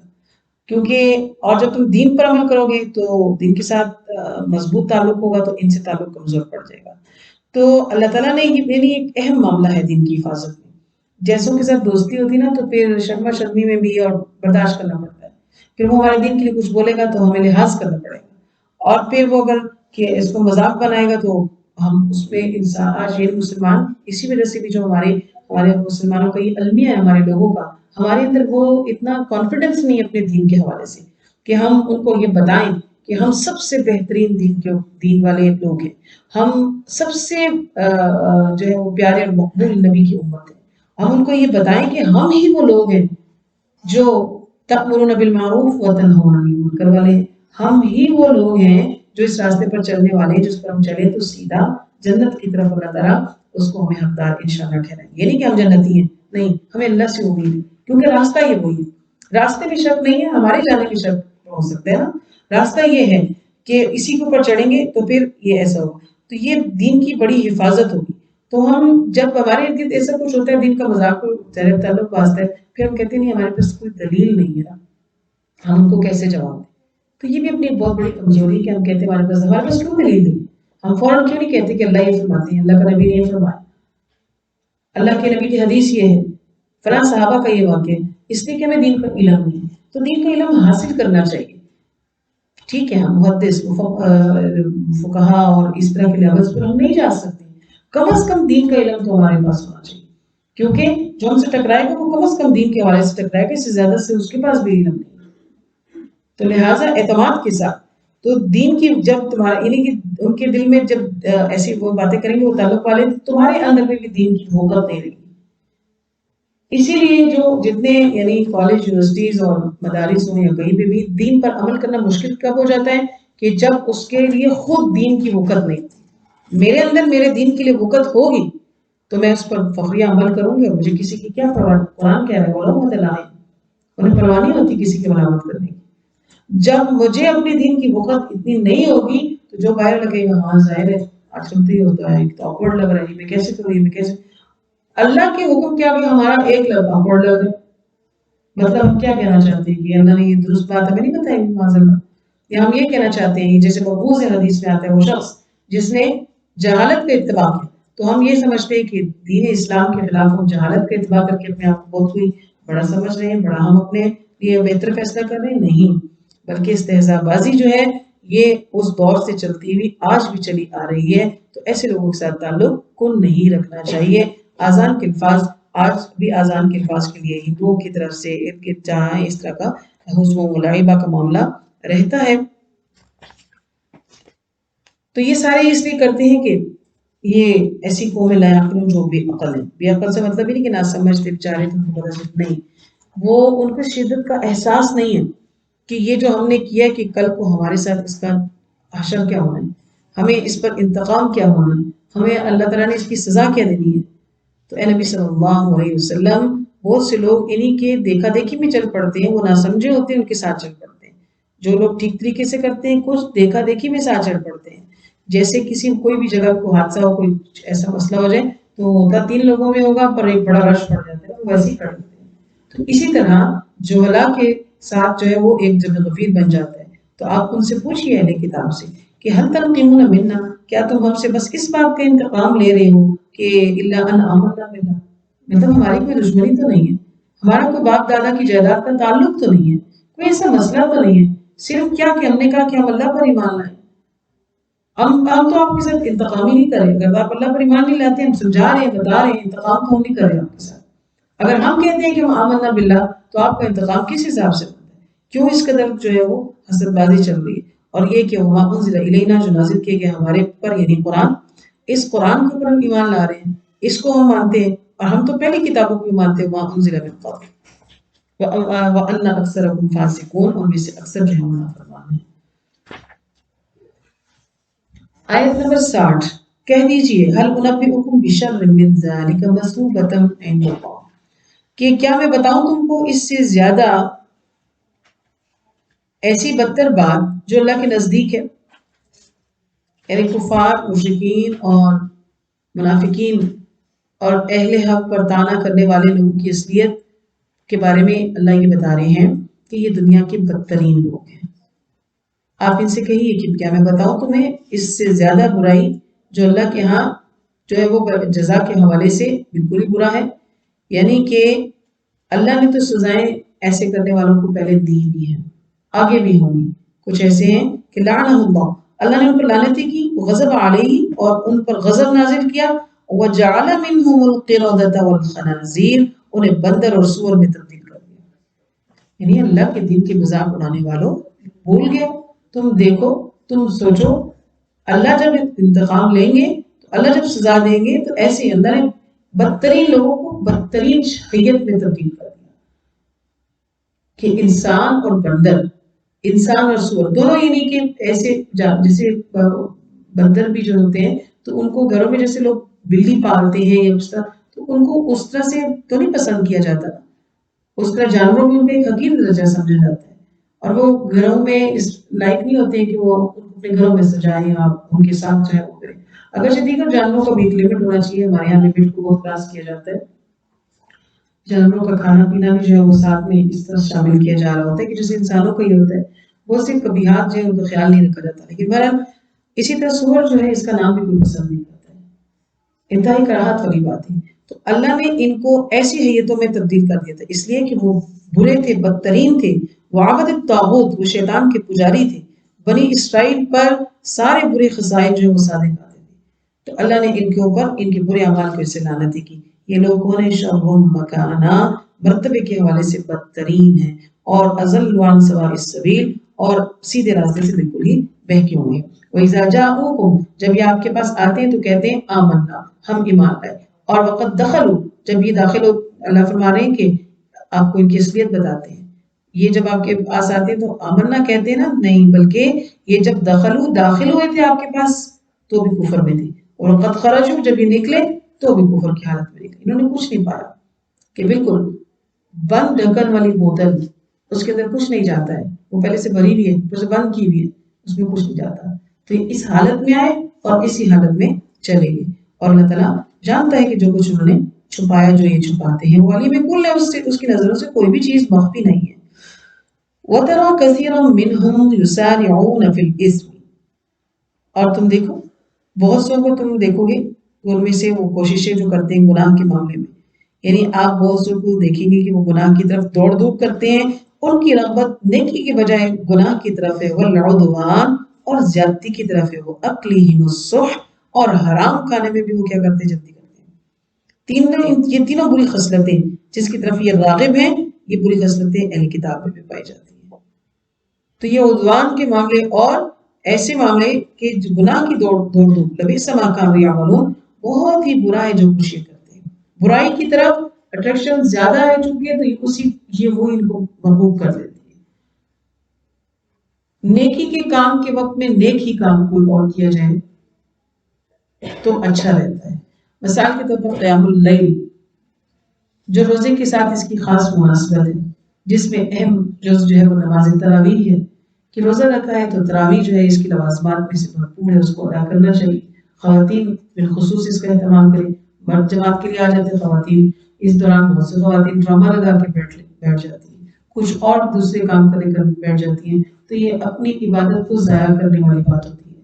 یہ بہت سارا، یعنی کہ اگر ہم یہ کہ پوری ضائع نہیں ہوتی، نہیں جی اللہ تو اجر دیتا ہے، روزے کا بھی دے گا، آج میں نے قرآن پڑھا تو اس کا بھی دے گا، میں تسبیح کی تھی اس کا بھی دے گا، تو ٹھیک ہے، یہ بات صحیح ہے، اللہ دیں گے اجر، اللہ تعالیٰ اپنے بندوں کا پر ظلم نہیں کرتا۔ لیکن خود دیکھیے کہ اب جب دودھ ہوتا ہے وہ سفید ہوتا ہے اور اس کو ابالتے ہیں، اب ابل جاتا ہے تو اس کے اندر ایک مکھی گر جائے، ایک مچھر گر جائے، اس میں تھوڑی سی وہ آپ نے برتن اٹھایا، اس میں مرچیں تھی، وہ وہاں رکھتے ہیں، اس کے اوپر سے گزارا، تھوڑی مرچیں بھی گر جائیں اس میں، اور پھر اگر آپ نے کوئی صفائی کر دی تھوڑی سی اس میں مٹی بھی گر جائے، دودھ تو اپنی جگہ ہے نا، ہے نا، دودھ کو تو مسئلہ نہیں ہوا، دودھ تو اپنی جگہ موجود ہے، لیکن اس کا حشر کیا ہوا؟ کیا وہ پینے کے قابل رہا؟ کیا وہ صحت بخش رہا؟ کیا وہ اس کے وہ فائدہ ہوں گے جس کی ہم کو ضرورت ہے؟ ہرگز نہیں ہوا۔ ہم پیئیں گے تو مرچیں جو لگیں وہ ہمیں گلے میں لگیں گی، وہ جو مٹی تھی وہ گردوں میں پھنسے گی جا کے، اور وہ جو مکھی اور مچھر اس میں گرا ہے اس سے کراہت آئے گی، دل میں کبکائی رہے گی، وہ خرابی ہوگی۔ تو جب اس کو ڈھکا، اس کو سنبھالا، اور اگر ڈھکا تھا گرمی ہے، ٹھنڈی جگہ نہیں رکھا تو خراب ہو جائے گا، حفاظت کرنی ہے نا، تو ہمیں اپنی نیکیوں کی حفاظت کرنی ہے، نیکی ضائع نہیں کرنی۔ اسی تو کہا کہ جب اللہ کی راہ میں دینے سے، یعنی اگر احسان جتاتے ہو، تکلیف دیتے ہو، لوگوں کو دکھانے کے لیے کرتے ہو، تو اس سے بہتر ہے کہ ایک اچھی بات کرو، مت خرچ کرو۔ قول معروف کہنا یہ بھی صدقہ ہے. تو نیکی کو ضائع نہ کرو. ایک چکنا پتھر جیسے صاف ستھرا بارش سے ہو کے رہ جاتا ہے، ایک ذرا سی مٹی ہو اگر اس پہ بارش پڑنے سے وہ دھل جاتا ہے، تو ایسے بندے کے ہاتھ میں کچھ نہیں آئے گا، نیکی ضائع ہو جائے گی. تو ضائع ہونے والے عمل اللہ تعالیٰ ہمیں محفوظ فرمائے کہ ہمارے عمل ایسے نہ ہوں. تو لہٰذا یہ ایام معدودات ہیں. جہاں جہاں ہم سست ہونے لگے، جہاں جہاں ہمارے مسئلے مسائل ہمیں گھیرنے لگے، جہاں دنیا کے کام پر پریشر ڈالنے لگے، تو وہ ہوتے ہیں نا کہ جیسے ہمیں کوئی مسئلہ سے ہمارے بچے ہیں جب ہوم ورک کر رہے ہیں، کام ہے کچھ، تو ہم ان کو کہیں یہ بھی کر لو تو بڑی مسکین سی شکل بنا لیں گے، یہ تو میرے سے نہیں ہوتا کہ میں یہ کیسے کروں. تو جب ہمیں دنیا بلا رہی ہے، ہمارے ضروری کام ہے ہمارے سر پہ، تو یہ مسکینیت ایک دفعہ اللہ کی طرف ڈال دیں کہ اللہ میں کیا کروں، وہ یسر لی امری، میرے کام آسان کر دے. اللہ آسان فرما دے. پھر کہ اللہ ہی مجھے یہ ساری چیزیں، میں بہت کوشش کرتی ہوں لیکن میں پھر اس طرف یہ دنیا کی فضول چیزیں مجھے اپنی طرف بلا رہی ہیں، اللہ آپ میری حفاظت فرمائیں، میری مدد فرمائیں. یہ ایک رونی شکل اللہ کے حضور پیش کر دیں گے تو اللہ تعالیٰ معاملہ آسان فرما دیں گے. اللہ اپنی محبت نصیب فرمائے. بالکل جیسے کہ ایسی رونی شکل پر ماں بچے کو گلے لگا لیتی ہے یا اس کی مدد کراتی ہے، آؤ میں کراؤں، بہت سارا 10 سبجیکٹ کا ہوم ورک ملا میں کرواتی ہوں، میں یاد کرواتی ہوں، کوسچن پڑھ پڑھ کے سنا کے یاد کرواتی ہوں. سارے اکثر مائیں کہتی ہیں ہم نے پیپر دیے بچوں کے ساتھ، سمجھے کہ ہمیں اتنا پڑھنا پڑا. کیوں کہ آپ محبت رکھتی ہیں اس سے، تو اس کے لیے اتنا کام آپ نے آسان کر دیا. تو جب اللہ ہم سے محبت رکھیں گے، ہماری اس فکر کی وجہ سے رکھیں گے نا کہ ہم یہ نہیں کرنا چاہتے پر ہو جاتا ہے ہم سے، کیا کریں. کلکم خطاؤن، سارے خطا کار ہیں، لیکن اس خطا کو پکی نہ ہونے دیں. اللہ سے جب ہم یہ اپنی روڑی صورت لگائیں گے کہ اللہ میں یہ کرنا نہیں چاہتی، یہ ہو جاتا ہے، دل سے دعا نکلتی ہے کیا، اللہم آتی نفسی تقواہا، مجھے میرے نفس کا تقوی دے دے. اس روڑی صورت سے وہ تقوی کو مانگتے اللہ کی ٹھیک ہے، یہ کام بھی میں آپ کو کرا دیتا ہوں، یہ بھی کرا دیتا ہوں، یہ بھی کرا دیتا ہوں. آپ تقوی کے لیے کوشش کریں، یہ کریں. تو اس لیے یہ جو پورا دن جنہیں برائی کی طرف، یہ بات جو کہنے کی ہے نا کہ برائی کی طرف نہ جائے.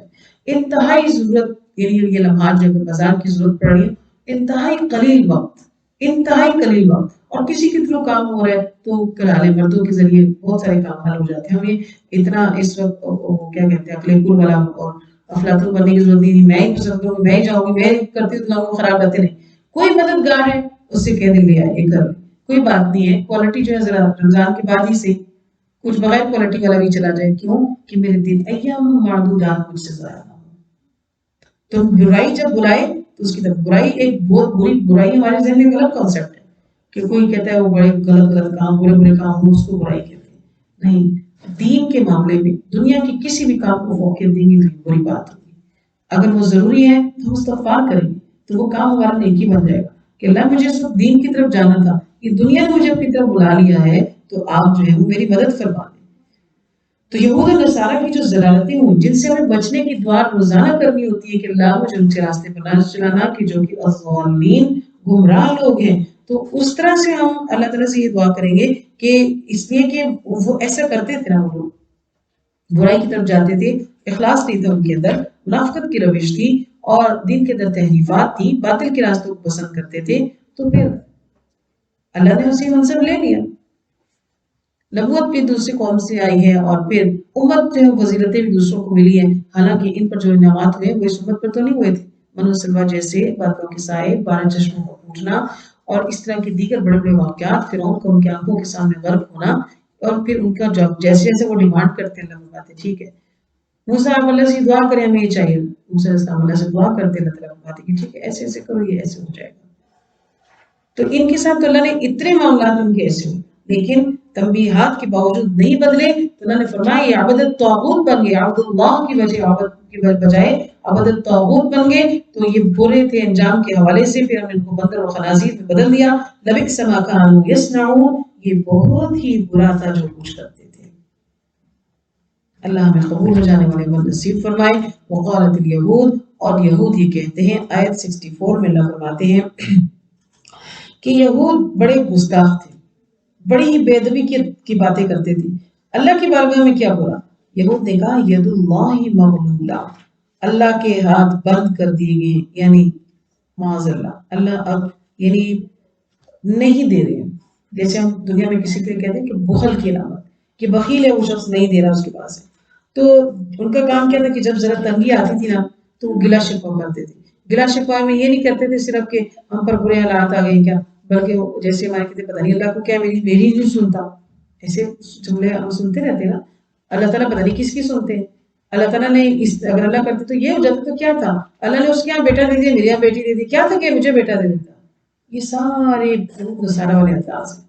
تو وہ کہتے تھے کہ اللہ کے تو ہاتھ بند گئے، یعنی ایک جس کے پاس کچھ اور وہ نہیں دیتا نا، جو بخیل ہوتا ہے. تو معاذ اللہ کے لیے ایسے الفاظ بولتے تھے. اور جیسے کہ پہلے بھی انہوں نے کہا کہ وہ کیا کرتے تھے کہ جب ان کو انفاق فی سبیل اللہ کا کہا تو کہتے تھے کہ ان اللہ فقیر ونحن اغنیاء، اللہ محتاج ہو گئے اور ہم جو ہے وہ بہت زیادہ ہم سے جو ہے اللہ تعالیٰ قرض حسن مانگ رہے ہیں. غلت ایدیم، یہودیوں کی گستاخی. اللہ فرماتے ہیں کہ انہی کے ہاتھ جکڑ دیے گئے ہیں. بری خصلتوں، بخل اور ان کی اس کمینگی اور کذب بیانی کی وجہ سے یہ جس میں مبتلا رہیں گے. اب لوئن اور لعنت کر دی گئی ہے بما قالوا، ان کے ایسا کہنے پر، ایسی بےہودہ بات بولنے پر. اب اللہ نے ان پر اپنی لعنت کر دی ہے. بل یداہ مبسوطتان، اللہ کون ہے بلکہ اس کے دونوں ہاتھ کشادہ ہیں. دونوں اللہ تعالیٰ تو ہاتھوں سے تو اس کا استثناء ہے نا. بطور مثال کہہ دیا کہ میں کہوں کہ میں ایک ہاتھ سے کام کرتی ہوں، دونوں ہاتھوں سے کام، کہ میں ایک ہاتھ سے کچھ چیز ڈال کے کسی کو دے رہی ہوں، اس کا لیول اور ہے نا. اور اگر میں یوں دونوں ہاتھوں سے اٹھا کے ڈال کے دے رہی ہوں تو اس کا لیول اور ہے. تو مثال کے طور پر کہا گیا کہ اللہ کے مبسوطان، دونوں ہاتھ جو ہے وہ کھلے ہوئے ہیں اور وہ کشادہ ہیں. وہ خرچ کرتا ہے، دیتا ہے، کیف یشاء، جیسے چاہتا ہے. اگر وہ روکتے تو کوئی بھی اس کے آگے کھڑا ہونے والا نہیں ہے، لیکن وہ تو دونوں ہاتھوں سے دے رہے ہیں. کیوں؟ وہ جتنی دنیا میں آج بھی کتنے کافر بھی موجود ہیں، آج بھی اللہ سے شریک کرنے والے موجود نہیں ہیں، آج بھی اللہ کی ذات کے خلاف بولنے والے کتنے لوگ ہیں. کیا وہ بھوکے سوتے ہیں؟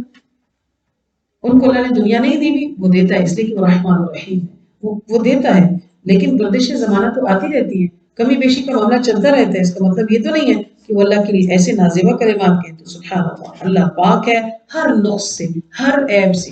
ہر وہ کمتر بات جو یہود نصارہ نے کہی یا اس کے مثل آج بھی کوئی کہتا ہے تو بے شک اس کی بات بھی عالی ہے، اس کی ذات بھی عالی ہے اور وہ عالی شان ہے. وَأَلْقَيْنَا بَيْنَهُمُ الْعَدَاوَةَ، اور ہم نے ڈال دی ان کے درمیان عداوت اور بغض قیامت تک، دشمنی. یعنی یہ لوگ اندرونی طور پر، اوپر سے یہ جتنے بھی منافقانہ ان کے تعلقات ہوں آپس میں، مسلمانوں کے خلاف ایک ہو جائیں اور بڑے مہذب لگنے لگے. اللہ نے فرما دیا تو فرما دیا کہ ان کے درمیان ہمیشہ کے لیے عداوت اور دشمنی ڈل گئی ہے، ذاتی مفادات کے لیے، سیاسی امور کے لیے عہدہ تو کر لیں گے لیکن اندر سے ایک دوسرے کے دشمن ہوں گے. کلما، جب کبھی بھی، اوقدوا نارا، یہ آگ بھڑکاتے ہیں، للحرب، جنگ کے لیے، اطفأها اللہ، اللہ اس کو بجھا دیتے ہیں. کیونکہ اسلام کا جب بھی سٹارٹ کا دور ہے تو اس میں کیا ہوتا ہے کہ یہ کوششیں کرتے رہے، مسلمانوں کو اوپر ظلم کیے، ستم کیے، ان کے مال خراب کیے، ان کے گھر والوں کو تکلیفیں دی. یوں سمجھیے کہ اس شمع کو گل کرنے میں انہوں نے کوئی، کیونکہ اس وقت اسلام کی روشنی میں شمع تھی نا، جیسے موم بتی ہوتی ہے، جو ایک بڑے علاقے میں ایک موم بتی کی جو حیثیت ہوتی ہے، اس طرح سے اسلام اٹھا نا. 2 لوگ، 3 لوگ، 4 لوگ، 6 لوگ، تو اس شمع کو گل کرنے کے لیے بالکل ہی وہ پورا کافر معاشرہ کھڑا تھا. لیکن سبحان اللہ بحمدہ، وہ اس شمع کو نہیں بجھا سکتا کہ وہ ایک پھونک سے وہ مطلب اس کی مثال بھی کچھ لکڑیاں جلائی جاتی ہیں، اس کو پھونک ملتی ہے تو وہ بھڑکتی ہیں. موم بتی کو پھونک مار دیں گے آپ تو وہ بند ہو جائے گی. تو ان کی مثال یہی تھی کہ جیسے جیسے یہ اس کو بجھانے کی کوشش کرتے تو وہ اور پھیلتا، وہ اور بڑھتا، ہوتے ہوتے مکہ سے مدینہ اور مدینہ سے پورے عرب ممالک، پورے ارد گرد کے ادوار کے علاقوں میں. اللہ نے ان کی چالوں کو کامیاب نہیں ہونے دیا. جب انہوں نے آگ بھڑکانے کی کوشش کی جنگ کے لیے، اطفأها اللہ، اللہ نے اس کو بجھا دیا. کیونکہ اللہ کا وعدہ ہے مومن کے ساتھ کہ وہ مومن کے ساتھ ہے. اب وہ کہنے کا مطلب کیا ہے کہ وہ مٹھی بھر لوگ تو جواب نہیں دے سکتے تھے نا، مطلب ان کا مقابلہ، وہ تھے کمزور تھے، اپنے دین پہ عمل نہیں کر سکتے تھے، وہ کیا جواب دیتے اس وقت.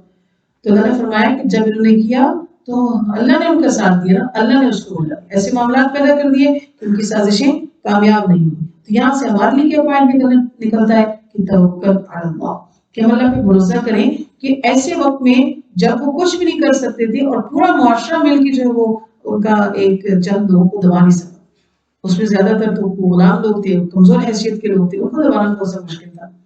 لیکن بہت مشکل تھا اس لیے کہ ان کے پاس طاقت تھی ایمان کی، ان کے ساتھ مدد تھی اللہ کی، ان کا توکل تھا اللہ پر. اور وَيَسْعَوْنَ فِي الْأَرْضِ فَسَادًا، یہ جن انہوں نے پہلے کیا کوششیں کی، جنگ بھڑکاتے، دوسرا ان کا کیا حال تھا کہ زمین پر فساد برپا کرنے کی کوششیں کرتے، لوگوں کو گمراہ کرتے، اسلام سے بدزن کرنا ان کا کام تھا۔ فساد فی الارض کا معاملہ آج بھی ان کی بیماری ہے، خود مسلمانوں میں بھی آ گئی ہے، خود بھی فساد کرتے رہتے ہیں، اور اللہ جو ہے لا یحب المفسدین، فساد کرنے والوں کو پسند نہیں کرتا ہے۔ اللہ کی نگاہ میں وہ شخص برا ہے جو بدعقیدگی کو رواج دیتا ہے، بدعت کو رواج دیتا ہے، کفر و شرک کو پھیلاتا ہے، اسلام کی راہ میں رکاوٹ بنتا ہے، اللہ کے قانون کے آگے دیوار بن جاتا ہے، وہ اللہ کا پسندیدہ نہیں نہ ہو سکتا۔ تو لہٰذا اللہ کا پسندیدہ وہی ہوگا جو اطاعت کرے گا اور اس کے راستے پر چلے گا، اور اگرچہ اہل کتاب میں سے وہ لوگ آمن ایمان لے آتے اگر تو کیا ہو جاتا، بہتر تھا کہ یہ لوگ ایمان لاتے، واتقوا اور تقوی کو اختیار کرتے، تو کفرنا عنہم سیئاتہم، ہم دور کر دیتے ان سے ان کی سیئات کو، ان کی بری باتوں کو۔ ان میں سے بہت سے لوگ جو ہیں مقتصد ہیں، کچھ لوگ ایسے ہیں جو میانہ روی اختیار کرنے والے ہیں، کہ بہت سے ہر زمانے میں اچھے اور برے لوگ ہوتے ہیں، جن میں پہلا نام آتا ہے عبداللہ بن سلام کا، کہ جنہوں نے فوری پھر اسلام قبول کر لیا، اور پھر اسی طرح عدی ابن حاتم دائی اور اس طرح تمیم داری رضی اللہ، یہ لوگ جو ہے وہ پہلے عیسائی مذہب رکھتے تھے، پھر رسول اللہ صلی اللہ علیہ وسلم کے لائے ہوئے دین اور اس کی حقانیت سے متاثر ہو کر انہوں نے ایمان قبول کر لیا۔ اور بہت سے ان میں جو ایسے بھی جو برے عمل کرنے والے ہیں۔ آیت 67، یا ایھا الرسول، اے رسول بلغ، پہنچا دیجیے۔ کیا پہنچا دیجیے؟ ما انزل، جو نازل کیا گیا ہے آپ کی طرف آپ کے رب کی طرف سے، وَإِن لَّمْ تَفْعَلْ، اور اگر آپ نے ایسا نہیں کیا، فَمَا بَلَّغْتَ رِسَالَتَهُ، اس کا پیغام نہ پہنچایا، یعنی لوگوں کو تک احکام نہیں پہنچائے، رسالت کا حق ادا نہیں کیا، تو واللہ، اور اللہ تعالیٰ، یعصمک من الناس، آپ کو لوگوں سے بچائے گا۔ جو آپ کی طرف نازل کیا گیا ہے آپ کے رب کی طرف سے، اس کو پہنچا دیں۔ اگر آپ نے ایسا نہ کیا تو گویا آپ نے رسالت کا حق ادا نہیں کیا۔ رسالت کا حق یہ ہے کہ آپ سارا کا سارا جو اللہ آپ کے پر نازل فرما رہے ہیں آپ ان تک لوگوں تک پہنچا دیں۔ بے شک اللہ کے نبی صلی اللہ علیہ وسلم نے اپنا یہ منصب بہت عمدہ نبھایا، اللہ کی طرف سے آئے ہر پیغام کو اپنی امت تک پہنچایا، اور پھر اللہ فرما رہے ہیں کہ اللہ تعالیٰ جو ہے آپ کو بچائے گا ان لوگوں سے، یعنی ایسا نہیں کہ آپ دین کو بیان کریں گے تو ان سے بچنا جو مشکل ہوگا، یہ مخالفتوں میں تیز ہوں گے، جان کے در پہ تھے نا۔ آپ صلی اللہ علیہ وسلم نے جب مکہ سے ہجرت کی تھی، آپ ان کے درمیان سے نکلے تھے تو ایک پورے معاشرے کے بیچ میں سے نکلے، آپ کے گھر کا گھیراؤ تھا۔ ان کا مقصد کیا تھا کہ آپ جیسے ہی باہر نکلیں گے تو اندھیرے میں ہی، یعنی فجر کے وقت میں اندھیرے میں ہی سب اپنی تلواریں چلا دیں گے، اور معاذ اللہ قصاص کا معاملہ بھی نہیں ہوگا کہ کس کی تلوار سے جو ہے وہ آپ صلی اللہ علیہ وسلم کا کام انہوں نے تمام کیا ہے تو آپ شب خون مارا جائے۔ یہ ان کی پلاننگ تھی، اور کھڑے تھے، اللہ کو تو کچھ اور ہی منظور تھا۔ اللہ تعالیٰ نے ان جاگتے لوگوں کو، ان پہرے داروں کو اندھا کر دیا، انہیں پتہ بھی نہیں چلا، آپ صلی اللہ علیہ وسلم ان کے سروں پر خاک ڈالتے ہوئے گزر گئے اور ان کو نہیں معلوم، صبح گھر میں داخل ہوئے تو پتہ چلا کہ آپ صلی اللہ علیہ وسلم تو یہاں سے جا چکے ہیں۔ تو لہٰذا اللہ آپ کو بچائے گا، اللہ نے آپ کو ان کافروں سے، ان بری سازشوں سے بچانا ہے۔ اللہ ہدایت نہیں دیتا ہے کافروں کی قوم کو۔ کہہ دیجیے اے نبی صلی اللہ علیہ وسلم اہل کتاب سے کہ اہل کتاب تم نہیں ہو کسی چیز پر، اور جس طرح یہود نصارہ ایک دوسرے کو کہتے تھے کہ لیست الیہود علی شیء، اور نصارہ کہتے تھے، یہود کہتے تھے کہ لیست النصارى علی شیء، کہ ایک دوسرے کو کہتے ہیں کہ تم کچھ نہیں۔ تو اللہ فرما رہے ہیں کہ آپ ان کو بتائیے کہ آپ اہل کتاب نہیں، اے یہود و نصارہ سنو، آپ دونوں ہی کوئی چیز نہیں، جب تک کہ تقیموا التوراۃ والانجیل، کہ جب تک تم تورات اور انجیل کو قائم نہ کرو۔ تم تورات کو قائم کرنے والے ہوتے، انجیل کو قائم کرنے والے ہوتے، تو پھر کیا ہوتا کہ تب تمہاری کوئی بنیاد تھی، تب تمہارا کچھ کوئی حیثیت تھی، اور جو نازل کیا ہے تمہارے تک، نازل کیا گیا ہے تمہاری تک میرا حکم تمہارے رب کی طرف سے، یعنی اب جو قرآن بھی نازل ہو گیا ہے، آپ ان کو بتائیں کہ ان پر سب پر ایمان لائیں گے تو ان کی کوئی حیثیت ہے۔ وَلَيَزِيدَنَّ كَثِيرًا مِّنْهُم مَّا أُنزِلَ إِلَيْكَ مِن رَّبِّكَ طُغْيَانًا وَكُفْرًا، تو لہٰذا جو کچھ بھی نازل کیا گیا ہے آپ کی طرف آپ کے رب کی طرف سے، اس کو سننے کے بعد ان کی ہدایت کی طرف تو یہ آئی نہیں، ان کا سفر کہاں بڑھا، سرکشی اور کفر کی طرف۔ تو لہٰذا اپنے ساتھ افسوس نہ کریں ان لوگوں پر، قوم الکافرین، جو کہ کافروں کی قوم ہے۔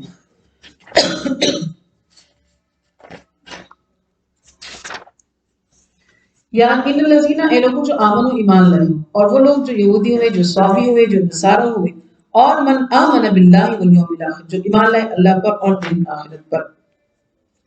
مختلف گروہوں کا یہ ذکر ہے. اہل ایمان یعنی جو آپ صلی اللہ علیہ وسلم کی بعثت کے بعد آپ صلی اللہ علیہ وسلم پر ایمان لائے ان کے بارے میں کہا جائے. اور وہ لوگ جو یہودی جو موسیٰ علیہ السلام کے دور میں ان کی شریعت پر ایمان لائے تھے اور آپ کی قوم کا نام جو یہودی پڑ گیا. یہودی جو ہے وہ اپنے مختلف معاملات کی وجہ سے انہوں نے اپنا ایک مذہب ایک فرقہ بنا لیا. پھر ایک سابی فرقہ تھا کہ جو سابی فرقہ سے تعلق رکھتے ہیں ان کا اس کا ذکر قرآن میں کچھ بار آیا ہے کہ یہ کون سا گروہ تھا ٹھیک تو اس کا معلوم نہیں ہے لیکن بعض تحقیقات سے یہ بیان ہوتا ہے کہ یہ ستاروں کو ماننے والے تھے اس کے کرشمات پر چلنے والے تھے اور بعض کے نزدیک یہ آگ پرست بھی تھے. تو بہرحال انہوں نے اپنا ایک مذہب بنایا ہوا تھا. یعنی یہ بھی کیا ہے کہ لادینیت والے لوگ یعنی دین اسلام سے ہٹ کر چلنے والے لوگ اور اسی طرح نصارہ جو کہ عیسیٰ علیہ السلام کا پیروکار خود کو کہتے تھے. تو یہ سارے جو لوگ ہیں یہ مختلف باتوں سے مختلف وجوہات سے ان کے نام پڑ گئے تھے. تو یہ سارے لوگ جو ہیں ان میں سے جو بھی ایمان لائے جو ایمان لے اللہ پر تو پھر کسی کا نام نصرانی نہیں ہے کوئی یہودی نہیں ہے کوئی صابی نہیں ہے. بس اللہ نے کوئی نام دیا ہی. اللہ فرما رہے ہیں کہ جو ایمان لیا جو مومن ہے جو اسلام لیا جو مسلم ہے اور دن آخرت پر یقین رکھتا ہے نیک عمل کرتا ہے تو فلا خوف علیہم ولا هم يحزنون نہ خوف ہوگا ان کو اور نہ ہی وہ غمگین ہوں گے. تو ان کا یعنی کہ بیڑا پار ہو جائے گا.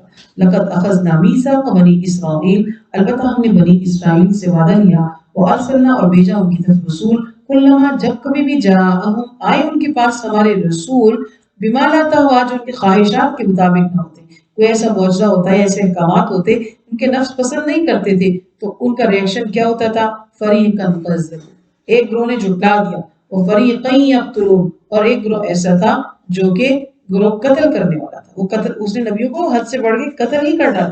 وحسبوا الا تکون فتنة یہ بد عقیدہ لوگ ہیں اور یہ کردار کے حوالے سے درست لوگ نہیں ہیں جو چاہے خیال کرتے ہیں اور پھر جو یہ کہتے ہیں کہ پھر کوئی فتنہ بھی نہیں ہوگا اسی ظلم میں مبتلا ہیں اور فعموا وصموا اندھے بہرے ہو گئے حق بات دیکھنے سننے کو تیار ہی نہیں. ثم پھر تاب اللہ نے انہیں موقع دیا. تاب اللہ اور رجوع کیا ان کی طرف سے مطلب کیا ہے کہ اللہ نے توبہ کے موقع دیے بار بار موقع دیتا رہا لیکن یہ ہر بار عمو و سمو اندھے بہرے بنے رہے بہت سے ان میں سے. اور اللہ تعالیٰ بصیر بما یعملون اپنے بندوں کو دیکھ رہا وہ دیکھتا ہے کہ یہ کیا کر رہے ہیں. وہ ہر فرقے ہر پارٹی کا محاسبہ خود کرے گا. وہ ان سے پوچھے گا تم نے حق کو چھوڑا اپنے خواہشات نفس کے اتباع کیوں کیا. پھر بندے کے پاس کیا جواب ہے. کیا اس نے اس جواب کی تیاری کی ہے کہ وہ اللہ کو کیا جواب دینا چاہتا ہے. لقد کفر الذین قالوا البتہ کفر کیا ان لوگوں نے جنہوں نے کہا کہ بے شک اللہ تعالیٰ وہ المسیح ابن مریم کہ مسیح کون ہے عیسیٰ ابن مریم. بے شک ان اللہ تعالیٰ جو ہے وہ المسیح ابن مریم کہ اللہ جو ہے وہ مسیح مریم ہے یعنی خدائی عقیدہ اللہ کو جوڑ دی اللہ کے ساتھ نسبت بنا دی. اور مسیح وقالا جب کہ مسیح نے کیا کہا تھا یعنی جس کے بارے میں کہہ رہے ہیں خدائی کے درجے پہ کو لے کے جا رہے ہیں تو انہوں نے بھلا کیا کہا تھا. انہوں نے کہا تھا کہ اے بنی اسرائیل عبد اللہ کی بندگی کرو ربی و ربکم جو میرا بھی رب ہے تمہارا بھی رب ہے. اس بات کا ہی رد ہو گیا کہ جس نبی کو وہ اللہ کے ساتھ نسبت یا اللہ کی ذات کا حصہ بنا رہے ہیں اس نبی نے خود تو یہ کہا تھا کہ میں بھی اس کا بندہ ہوں تم بھی اس کا بندہ ہو. وہ میرا بھی رب ہے وہ تمہارا بھی رب ہے. تم بھی اس کی بندگی کو اختیار کرو میں بھی اسی کی بندگی کو اختیار کرتا ہوں. تو یہ بات اچھی طرح سن لو. اللہ فرماتے ہیں جس کسی نے شرک کیا اللہ کے ساتھ فقد حرم اللہ نے حرام کر دی اس کے لیے جنت ومأواہ النار اور اس کا ٹھکانہ جہنم ہے اب وہاں سے نہیں نکل سکتا ہے. لقد کفر الذین البتہ کفر کیا ان لوگوں نے یہ جو عقیدہ تثلیث بنایا انہوں نے تو یہ عقیدہ ان کا ایسا ہے کہ کفر کا ہے بالکل کافر ہو گئے یہ لوگ کہ جنہوں نے کہا کہ ان اللہ ثالث ثلاثۃ کہ اللہ تینوں میں تیسرا ہے یعنی باپ بیٹا اور روح القدس اور اسی طرح باپ بیٹا اور مریم علیہ السلام اس طرح کا انہوں نے تصویر کا صیغہ معاذ بنایا ہوا تھا. یہ تینوں ایک ہی ذات کی پرتوں ہیں. وما من الہ الا اللہ الا الہ واحد کوئی بھی معبود نہیں صرف اللہ ہی جو واحد ہے وہی مشکل کشا ہم حاجت روا اور سارا خالق کل وہی ہے، وہی ایک ذات ہے، ہم سب اسی کی بندگی کرتے ہیں اور بے شک ہم اسی سے مدد مانگتے ہیں۔ وَإِن لَّمْ يَنْتَهُوا عَمَّا يَقُولُونَ، اور وہ اگر اپنے باز نہ آئے اس عقیدے سے تو لَيَمَسَّنَّ الَّذِينَ كَفَرُوا، تو پہنچے گا ان لوگوں کو جنہوں نے کفر کیا ان میں سے عذاب علیم، دردناک عذاب۔ افلا یتوبون الی اللہ، کہ اللہ کے سامنے توبہ کیوں نہیں کرتے اور اس سے یستغفرون، بخشش کیوں نہیں طلب کرتے تاکہ نادم ہوں، تو اللہ تو غفور رحیم بخش دے گا ان کو۔ بل مسیح ابن مریم الا رسول، مسیح تو بس، مسیح ابن مریم کون ہے؟ الا رسول، ایک رسول ہے، اللہ کے بھیجے ہوئے پیغمبر ہے، بندوں میں چنی ہوئی ایک معتبر ذات ہے، اللہ کا کلام ہے۔ قد خلت من قبلہ الرسل، رسول تو اس سے پہلے بھی آئے ہیں، گزرے ہیں۔ عیسیٰ علیہ السلام تو بنی اسرائیل کے اندر آخری نبی ہیں، ان کے لیے اتنے اچھوتے خیالات کیوں بنا دیے؟ کیا اس سے پہلے نبی نہیں آئے ہیں؟ اس نبی کو آپ نے اللہ کے ساتھ ان کی نسبت بنا دی، اور جو ان کی والدہ کو بھی شریک کرتے ہوئے اس کے اوپر، اور ان کی صداقت کی گواہی اللہ دیتے ہیں، کیونکہ بعض ایک فرقہ ایسا بھی تھا جو مریم علیہ السلام پر بدکاری کا بہتان لگایا کرتا تھا، الزام لگایا کرتا تھا۔ تو اللہ فرماتے ہیں امہ صدیقہ، اس کی ماں ایک سچی اور راست باز عورت تھی، پاکیزہ عورت تھی، یعنی اللہ تو تمام نقائص اور عیبوں سے پاک ہے، نہ چکے، وہ پیاس، زندگی، موت، ان سب چیزوں سے اللہ سبحانہ و تعالیٰ پاک ہے۔ تو اللہ فرما رہے ہیں یہ ان کی والدہ سچی تھی، اور کانا یاکلان طعام، یہ دونوں ماں بیٹا کھانا کھاتے تھے، اور کھانا جو ہے وہ بندہ ہونے کی، انسان ہونے کی، بشر ہونے کی علامت ہے، اور اس کی محتاجگی کی بھی علامت ہے کہ وہ اللہ کے حضور محتاج ہے۔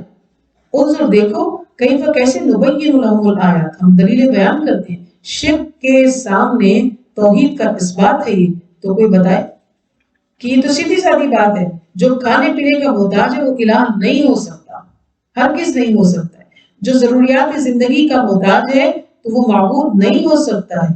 ثم انظر انا یؤفکون، دیکھو تو صحیح، اتنی کھلی دلیلوں کے باوجود کہاں الٹے پھیرے جا رہے ہو کہ یہ تین کا عقیدہ جو تم نے بنایا ہوا ہے۔ آیت 76، کہہ دیجئے اے نبی صلی اللہ علیہ وسلم، اتعبدون من دون اللہ، کیا تم عبادت کرتے ہو اللہ کے سوا کسی اور کی جو اختیار نہیں رکھتا لکم تمہارے لیے کسی ضرر کا اور نہ ہی کسی نفع کا، اللہ تعالیٰ سننے والا بھی ہے، علیم جاننے والا بھی ہے۔ قل کہہ دیجئے یا اہل الکتاب، اہل کتاب، نہ تم مبالغہ کرو اپنے دین میں ناحق، خواہ آگے مت بڑھو، قد ضلوا من قبل، اس سے پہلے گمراہ ہو چکے ہو خود، وضلوا کثیرا، اور بہت سے دوسروں کو بھی گمراہ کیا ہے، کہ خود بھی گمراہی کے گڑھے میں دوسروں کو بھی لا پھینکا۔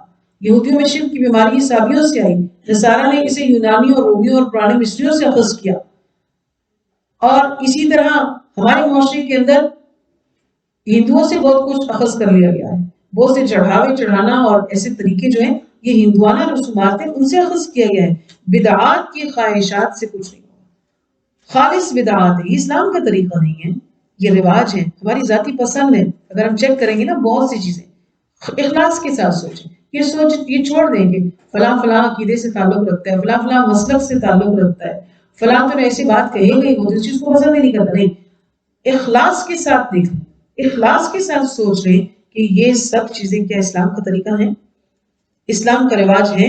نہیں، بہت سی چیزیں ایسی ہوں گی جو مجھے اچھی لگتی ہوں گی، مجھے میری ذاتی پسند ہوگی، اس میں اللہ کی پسند دین اسلام کے طریقے کا کوئی اس میں عنصر نمایاں نہیں ہوگا۔ انبیاء کا طریقہ چھوڑیں گے تو بدعات کا شکار ہوں گے، جیسے کہ یہود و نصارہ ہوئے، اور وہ کیا ہوئے؟ بدعات کیا کرتی ہیں؟ گمراہی میں لے جاتی ہیں، وَضَلُّوا عَنْ سَوَاءِ السَّبِيلِ، اور وہ سیدھے راستے سے پھر بہک جاتے ہیں۔ لُعِنَ الَّذِينَ كَفَرُوا، لعنت کی ہے اللہ تعالیٰ نے ان لوگوں پر جنہوں نے کفر کیا، بنی اسرائیل میں سے، علی لسان داؤد، داؤد علیہ السلام کی زبانی، عیسیٰ ابن مریم کی زبانی، ان کے اوپر لعنتیں بھیجی ہیں۔ یہ لعنتیں کیوں آئیں ان کے اوپر؟ بما عصوا، نافرمانی کی وجہ سے، اور یہ کون تھے؟ یعتدون، حد سے گزر جانے والے، اور وہ تھے لا یتناہون، نہیں منع کرتے تھے، عن منکر، برائی سے، فعلوا، اس کو کرتے تھے، خود بھی کرتے تھے اور دوسروں کو بھی منع نہیں کرتے تھے۔ تو ہمیں خود پہ رکنا ہے، دوسروں کو بھی اس سے آگاہی دینی ہے، نیکی کی تلقین کرنا ہے، برائی سے روکنا اور روکنا ہے۔ لبئس ما کانوا یفعلون، کتنا برا فعل تھا یہ لوگ کرتے تھے کہ برے لوگوں کی ہم نشینی اختیار کرتے تھے۔ اللہ کی لعنتیں بھی ہوئیں نبیوں کی زبان سے اور اللہ کا غضب بھی ہوا. ترا کثیر منہم، بہت سے لوگوں کو تم دیکھو کہ وہ دوستیاں رکھتے ہیں ان لوگوں سے کہ جنہوں نے کفر کیا ہے. لبئس ما قدمت لهم انفسهم، کتنا ہی برا ہے جو انہوں نے آگے بھیجا. ان سخط اللہ علیہم، یہ کہ اللہ ان پہ غضبناک ہو گئے. وفی العذاب هم خالدون، اور وہ ہمیشہ اس میں مبتلا رہیں گے. ولو كانوا يؤمنون باللہ، اور اگر یہ لوگ اللہ تعالیٰ پر صحیح طریقے سے ایمان رکھیں گے، والنبی، اور نبی پر بھی ایمان لاتے جو کہ نبی آخر الزمان ہے اور جو نازل کیے گئے اس کی طرف یعنی قرآن پر بھی، تو متخذوہم اولیاء، تو ان کافروں کو یہ دوست نہ بناتے. سچا مومن ایمان والوں کو چھوڑ کر کافروں کے ساتھ دوستانہ روش نہیں اختیار کر سکتا، لیکن بہت سے ان میں سے فاسقون نافرمان ہیں. حقیقت یہ ہے. لَتَجِدَنَّ، البتہ تم پاؤ گے، اشد الناس، بہت سارے لوگوں کو، عداوت دشمنی میں، للذین، ان لوگوں کے لیے، آمنوا جو ایمان لائے، یہود یہود میں سے، والذین، اور ان لوگوں میں سے، اشرکوا جنہوں نے شرک کیا.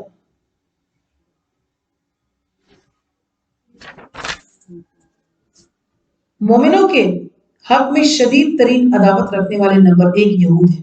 قرآن کہتا ہے کہ یہود مسلمان کا، مومن کا دشمن ہے، کیونکہ یہ وہ لوگ ہیں کہ جنہوں نے آپ صلی اللہ علیہ وسلم پر انتہائی بغض اور اناد کا اظہار کیا. انہوں نے پتھر گرا کر، یعنی ایسی جگہ پہ کھڑے ہوئے کہ آپ یہاں سے گزریں گے تو پہاڑی کے اوپر سے پتھر گرا کے معاذ اللہ آپ کو ہلاک کر دینے کے لیے ارادہ کیا. پھر یہی یہود تھے جنہوں نے آپ کے کھانے میں زہر ملا دیا تھا، لیکن اللہ نے حفاظت فرمائی اور آپ کو اس کھانے سے روک لیا.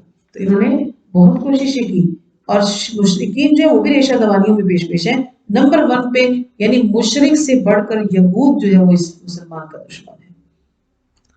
اور تم پاؤ گے اقربہم، زیادہ قریب، مودت میں، یعنی کوئی دوستی کا تعلق تھوڑا بہت تھا بھی تو وہ جو اپنے آپ کو نصارہ کہتے ہیں. ان میں تھوڑی رمق باقی تھی، چیدہ لوگ، مطلب جیسے جب یہ ہجرت پہلی ہوئی حبشہ کی جانب ہوئی تھی نا، تو وہاں کا جو بادشاہ تھا وہ عیسائی تھا، نجاشی.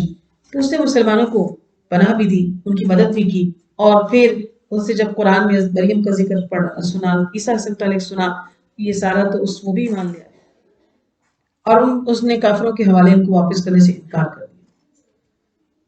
ذالک بأن منهم قسیسین ورہبانا، یہ اس وجہ سے تھا کہ ان کے وفد میں کچھ عالم لوگ تھے اور کچھ رہبان یعنی تارک الدنیا لوگ بھی تھے. تو ان کے اندر عجز و انکساری اور درویشی سے انہوں نے درست روش، یعنی درستگی پر تھے. اس وجہ سے وہ کہ لا یستکبرون، تکبر نہیں کرتے تھے، اکڑ نہیں تھی ان میں، تو اس لیے وہ مسلمانوں کی صحیح بات کی طرف راغب بھی ہو جایا کرتے تھے. لیکن یہود وہ بہت زیادہ بغض رکھنے والا ہے. وَإِذَا سَمِعُوا، اور جب وہ سنتے، مَا أُنزِلَ، جو نازل کیا گیا ہے، إِلَى الرَّسُولِ، رسول کی طرف، یعنی جس وقت وہ سنتے اس چیز کو جو اتاری گئی ہے رسول کی طرف، یعنی قرآن، تو تَرَىٰ أَعْيُنَهُمْ، ان کی آنکھیں تفیض بھر جاتی، من الدمع، آنسوؤں سے، یعنی ان لوگوں کی آنکھوں سے آنسوؤں کو بہتے ہوئے دیکھا کہ جب سورہ یاسین کی آیات نجاشی بادشاہ اور دوسرے جو دربار کے لوگوں کو سنائی گئی تھی، تو ان میں سے کچھ لوگ جو تھے ان کی آنکھوں سے آنسو بہ پڑے. نجاشی بادشاہ کا بھی دل جو ہے وہ نرم ہوا. تو حدیث مبارک میں آتا ہے کہ نبی صلی اللہ علیہ وسلم کا ارشاد ہے کہ 2 قسم کی آنکھیں ایسی ہیں جن پر دوزخ کی آگ حرام ہے. ایک وہ جو اللہ کے راستے میں حفاظت کے لیے پہرا دیتی ہیں، اور دوسرا وہ جو اللہ کے خوف سے روتی ہیں. اس آنسوؤں کی بھی یعنی پلٹنا، نیک عمل کرنا، ان کے اجر تو ہوتے ہیں، لیکن وہ جو آنسو بہ پڑے ہیں وہ ضائع نہیں گئے، اس کا الگ سے اجر ہے. ان آنکھوں کے لیے الگ سے اجر ہے.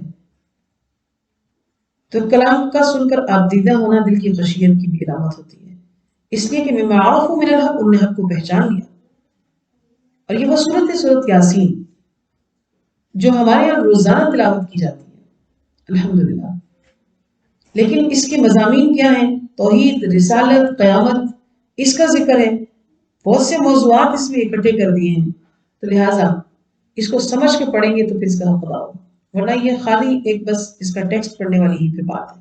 تو انہوں نے ان موضوعات کو جب اس کے اندر سنا تو انہوں نے کہا کہ یہ تو سچا کلام ہے، رو دیے، حق کو پہچان لیا، کہنے لگے रब्बना आमन्ना फक्तुबना मअश-शाहिदीन, हम ईमान लाए, लिख दे हमें अपने गवाही देने वालों के साथ कि हम भी इस उम्मत में शामिल होते हैं।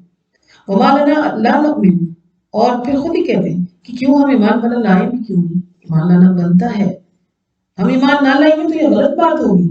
ईमान क्यों ना लाए हम, जबकि हमारे पास हक बात आ गई है, जब सच्ची बात आ गई है तो क्यों ना ईमान लाए। तो जब बाप दादा के तरीके और रसूमात की, तो देखिए एक मजहब छोड़कर मजहब में तब्दील करने की बड़ी बात है ना, मजहब से एक मजहब की तरफ आना।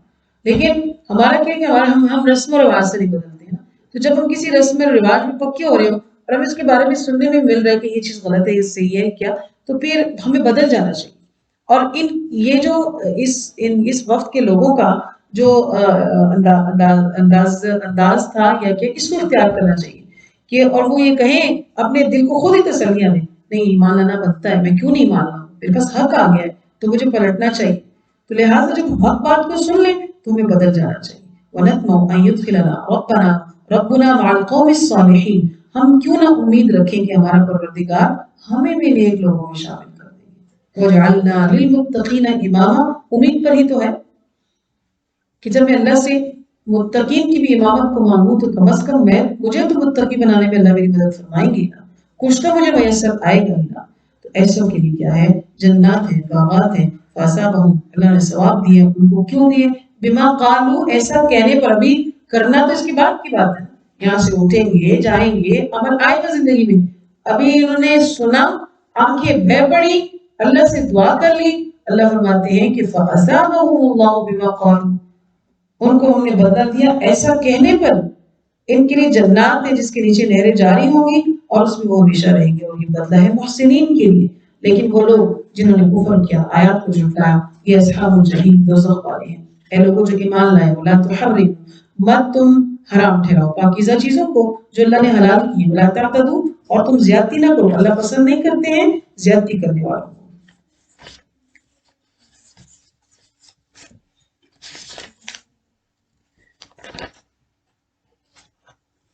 आयत 89, ला युआखिज़ुकुमुल्लाह, नहीं मुआखज़ा करेंगे अल्लाह ताला बिल्लग़्वी फ़ी अयमानिकुम, तुम्हारी लग़्व कस्मों के बारे में।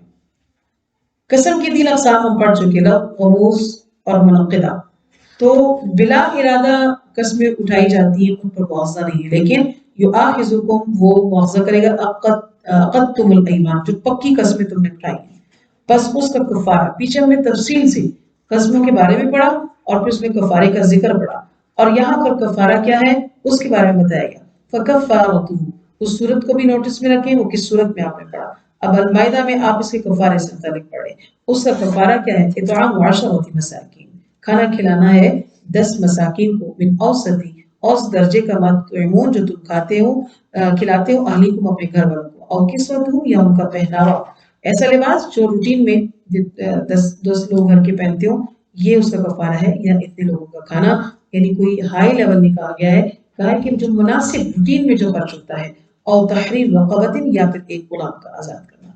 जो नहीं पाता यजिद ये सब कुछ भी, तो फसियाम, बस वो रोजे रखेगा, सलासत अय्याम, 3 दिन की। ये कफारा है तुम्हारी कस्मों का जब तुम हलफ ले लो, पक्की ईमान की कसम तुमने उठाई, वहफजू, और तुम हिफाजत करो ईमानकुम, अपनी कस्मों की। यानी ये मोमिन का शेवानी है, कसम उठाए और तो करे, तो गलत चीज पे तो कसम उठानी नहीं चाहिए, किसी दुरुस्त बात पे उठाइए तो उस कसम को पूरा किया जाए, और नागुज़ीर हुआ तो फिर कसम का कफारा दिया जाए। ला युआखिज़ुकुमुल्लाह, अल्लाह मुआवजा नहीं करेंगे तुम्हारे लव कस्मों का। अच्छा, ये मौजूद तो हुआ। आगे पढ़ते हैं आयत 90 कि ए लोगों जो ईमान लाए, इन्नमल खम्र, बेशक शराब, और वल मैसिर, और जुआ, ये सब क्या है, वल अंस्वाब, और इसी तरह बुत, ये सब, वल अज़लाम, और तीर और फांसी, ये सब जो है वो रिजसुम मिन अमल शैतान, ये सब गंदगी के काम है, शैतानी काम है। फज्तनिबू, इनसे इज्तनाब करो ताकि तुम तुफ्लिहून, फलाह पाओ।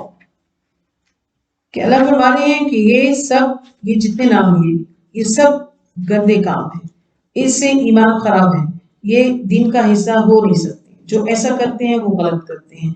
ये सब ऐसे काम है कि जिनसे इज्तनाब लाजमी है कामयाबी के लिए। इन्नमा युरीद, बेशक शैतान जो है वो चाहता है कि वो यूं किया वाक़या कर दे तुम्हारे दरमियान अदावत और बुग़्ज़ को, इन 2 चीजों से, खम्र और मैसिर से। वयसुद्दकुम अन ज़िक्रिल्लाह, और वो रोकना चाहता है तुमको, क्योंकि अक्ल ख़िद से ये चीजें बेगाना कर देंगी तुमको। तो ये रोकना चाहता है तुमको ज़िक्रिल्लाह से, व अनिस सला, और नमाज से। शराब और जुआ, ये सूरतें हैं, इनके इनके ज़िमन में बहुत सी चीजें ऐसी हैं, गाना बजाना, म्यूजिक सुनना, ड्रामे देखना, बहुत ज्यादा टिकटॉक पर चलते रहना, ये सब भी किस चीज से गाफिल कर देती है, अन ज़िक्रिल्लाह व अनिस सला, ये उसी के जुमरे में आ रही थी। जो चीज अल्लाह के जिक्र से रोक दे, नमाज से रोक दे, तो सारे क्या है, रिज्सुम मिन अमलिश शैतान, ये गंदे शैतानी काम है, लिहाजा तुमने क्या करना है, फजतनिबू, इससे इज्तनाब करो। शैतान नहीं चाहता कि तुम अल्लाह के जिक्र की तरफ आओ और नमाज पढ़ो।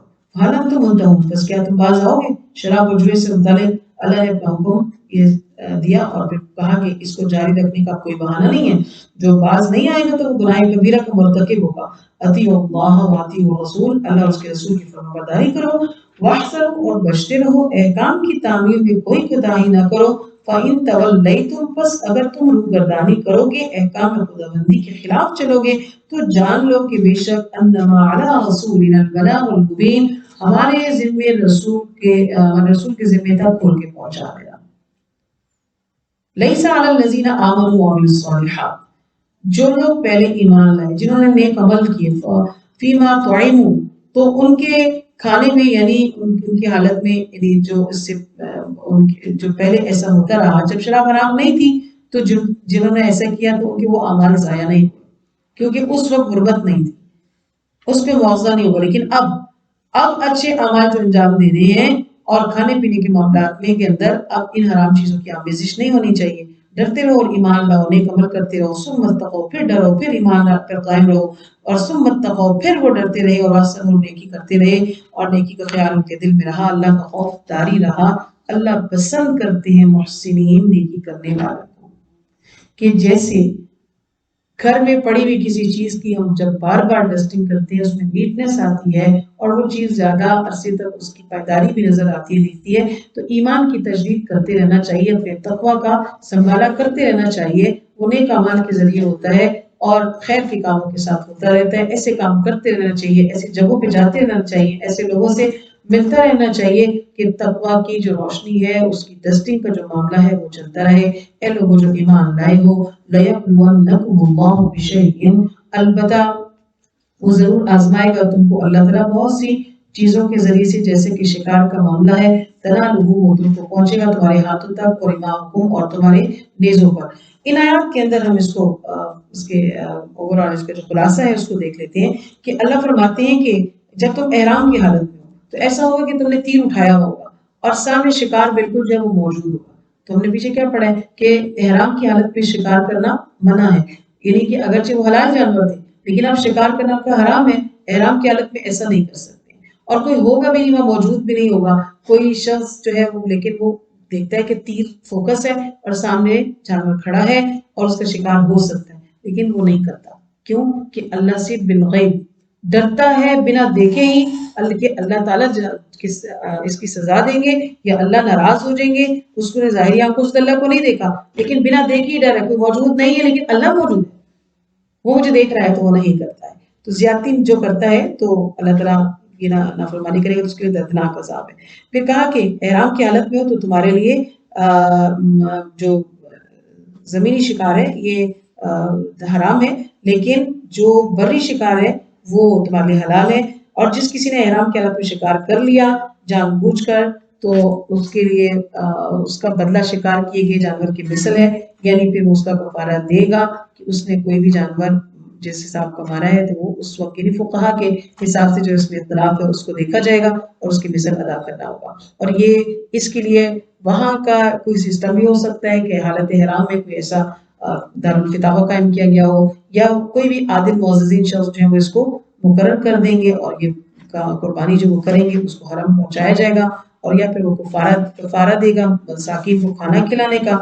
और इसमें भी ये साहिब अदर लोग मुख्तस कर लेंगे, या फिर रोजे रखने होंगे और उसको भी वो मुख्तस कर देंगे। ये वो जिस तरह होता है फितराना होता है, और इस तरह जो मुकर्रर किए जाते हैं तो उसी कीमत के हिसाब से फिर ये फिदिये मुकर्रर किए जाएंगे। تاکہ وہ اپنے وبال جو اس میں ہے اس کو چکھ لیں.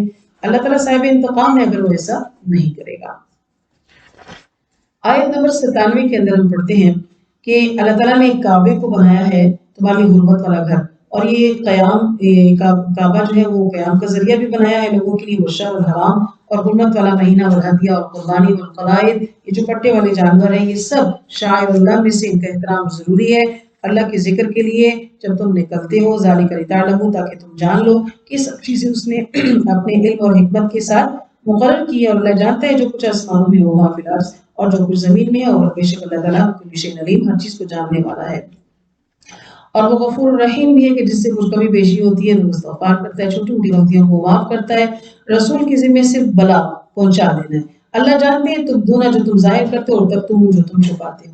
پھر اللہ فرماتے ہیں کہ نہیں برابر ہو سکتے ہیں خبیث اور طیب، اگرچہ جو تمہیں پسند آتی ہے کثرت الخبیث، خبیث کی کثرت تمہیں تعجب میں ڈالتی ہے. یعنی دنیا میں بہت سی چیزیں، کفر ہو گیا، شرک ہو گیا، معصیت اور فضول کے جتنے کام ہیں یہ ان کو پسند آتی ہیں، تو اس میں تمہیں اٹریکشن تو نظر آتی ہے، لیکن پاک اور بندہ برابر نہیں ہو سکتا ہے. فَاصْبِرُوا اللہ سے یا اولی الالباب، اے عقل و خرد رکھنے والے لوگوں، لعلکم تفلحون، تاکہ تم کامیاب ہو جاؤ. اے لوگوں جو ایمان لائے ہو، لا تسألوا، نہ تم سوال کرو، عن اشیاء ان چیزوں کے بارے میں اگر تم پر ظاہر کر دی جائیں تو وہ تمہارے لیے مشکل ہو جائیں گی. یعنی جب قرآن نازل ہو رہا تھا تو اس کے درمیان میں کہا گیا کہ ایسے سوالات مت کرو کہ اس میں عمل کے حوالے سے تمہارے لیے مشکل پیدا ہو جائے. جیسا کہ ذبح بکر کا واقعہ ہے کہ اس میں مشکل سوالات، خواہ کے سوالات کی وجہ سے کتنی مشکلات ہوئی. تو لہٰذا غیر ضروری اور لایانی سوال جو نہیں کرنے چاہیے. عفا اللہ، اور معاف کر دیا اللہ تعالیٰ نے ان کو. اللہ تعالیٰ غفور حلیم، بخشنے والا اور مہربان ہے.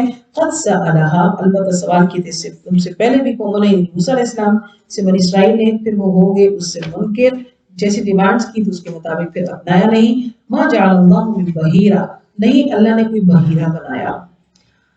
یہاں پہ ان چیزوں کا تذکرہ شروع ہوتا ہے جو نزول قرآن کے زمانہ میں لوگوں نے، یعنی مشرکین نے خود پہ حرام کیا ہوا تھا. بحیرہ انہوں نے خود پہ حرام کیا تھا.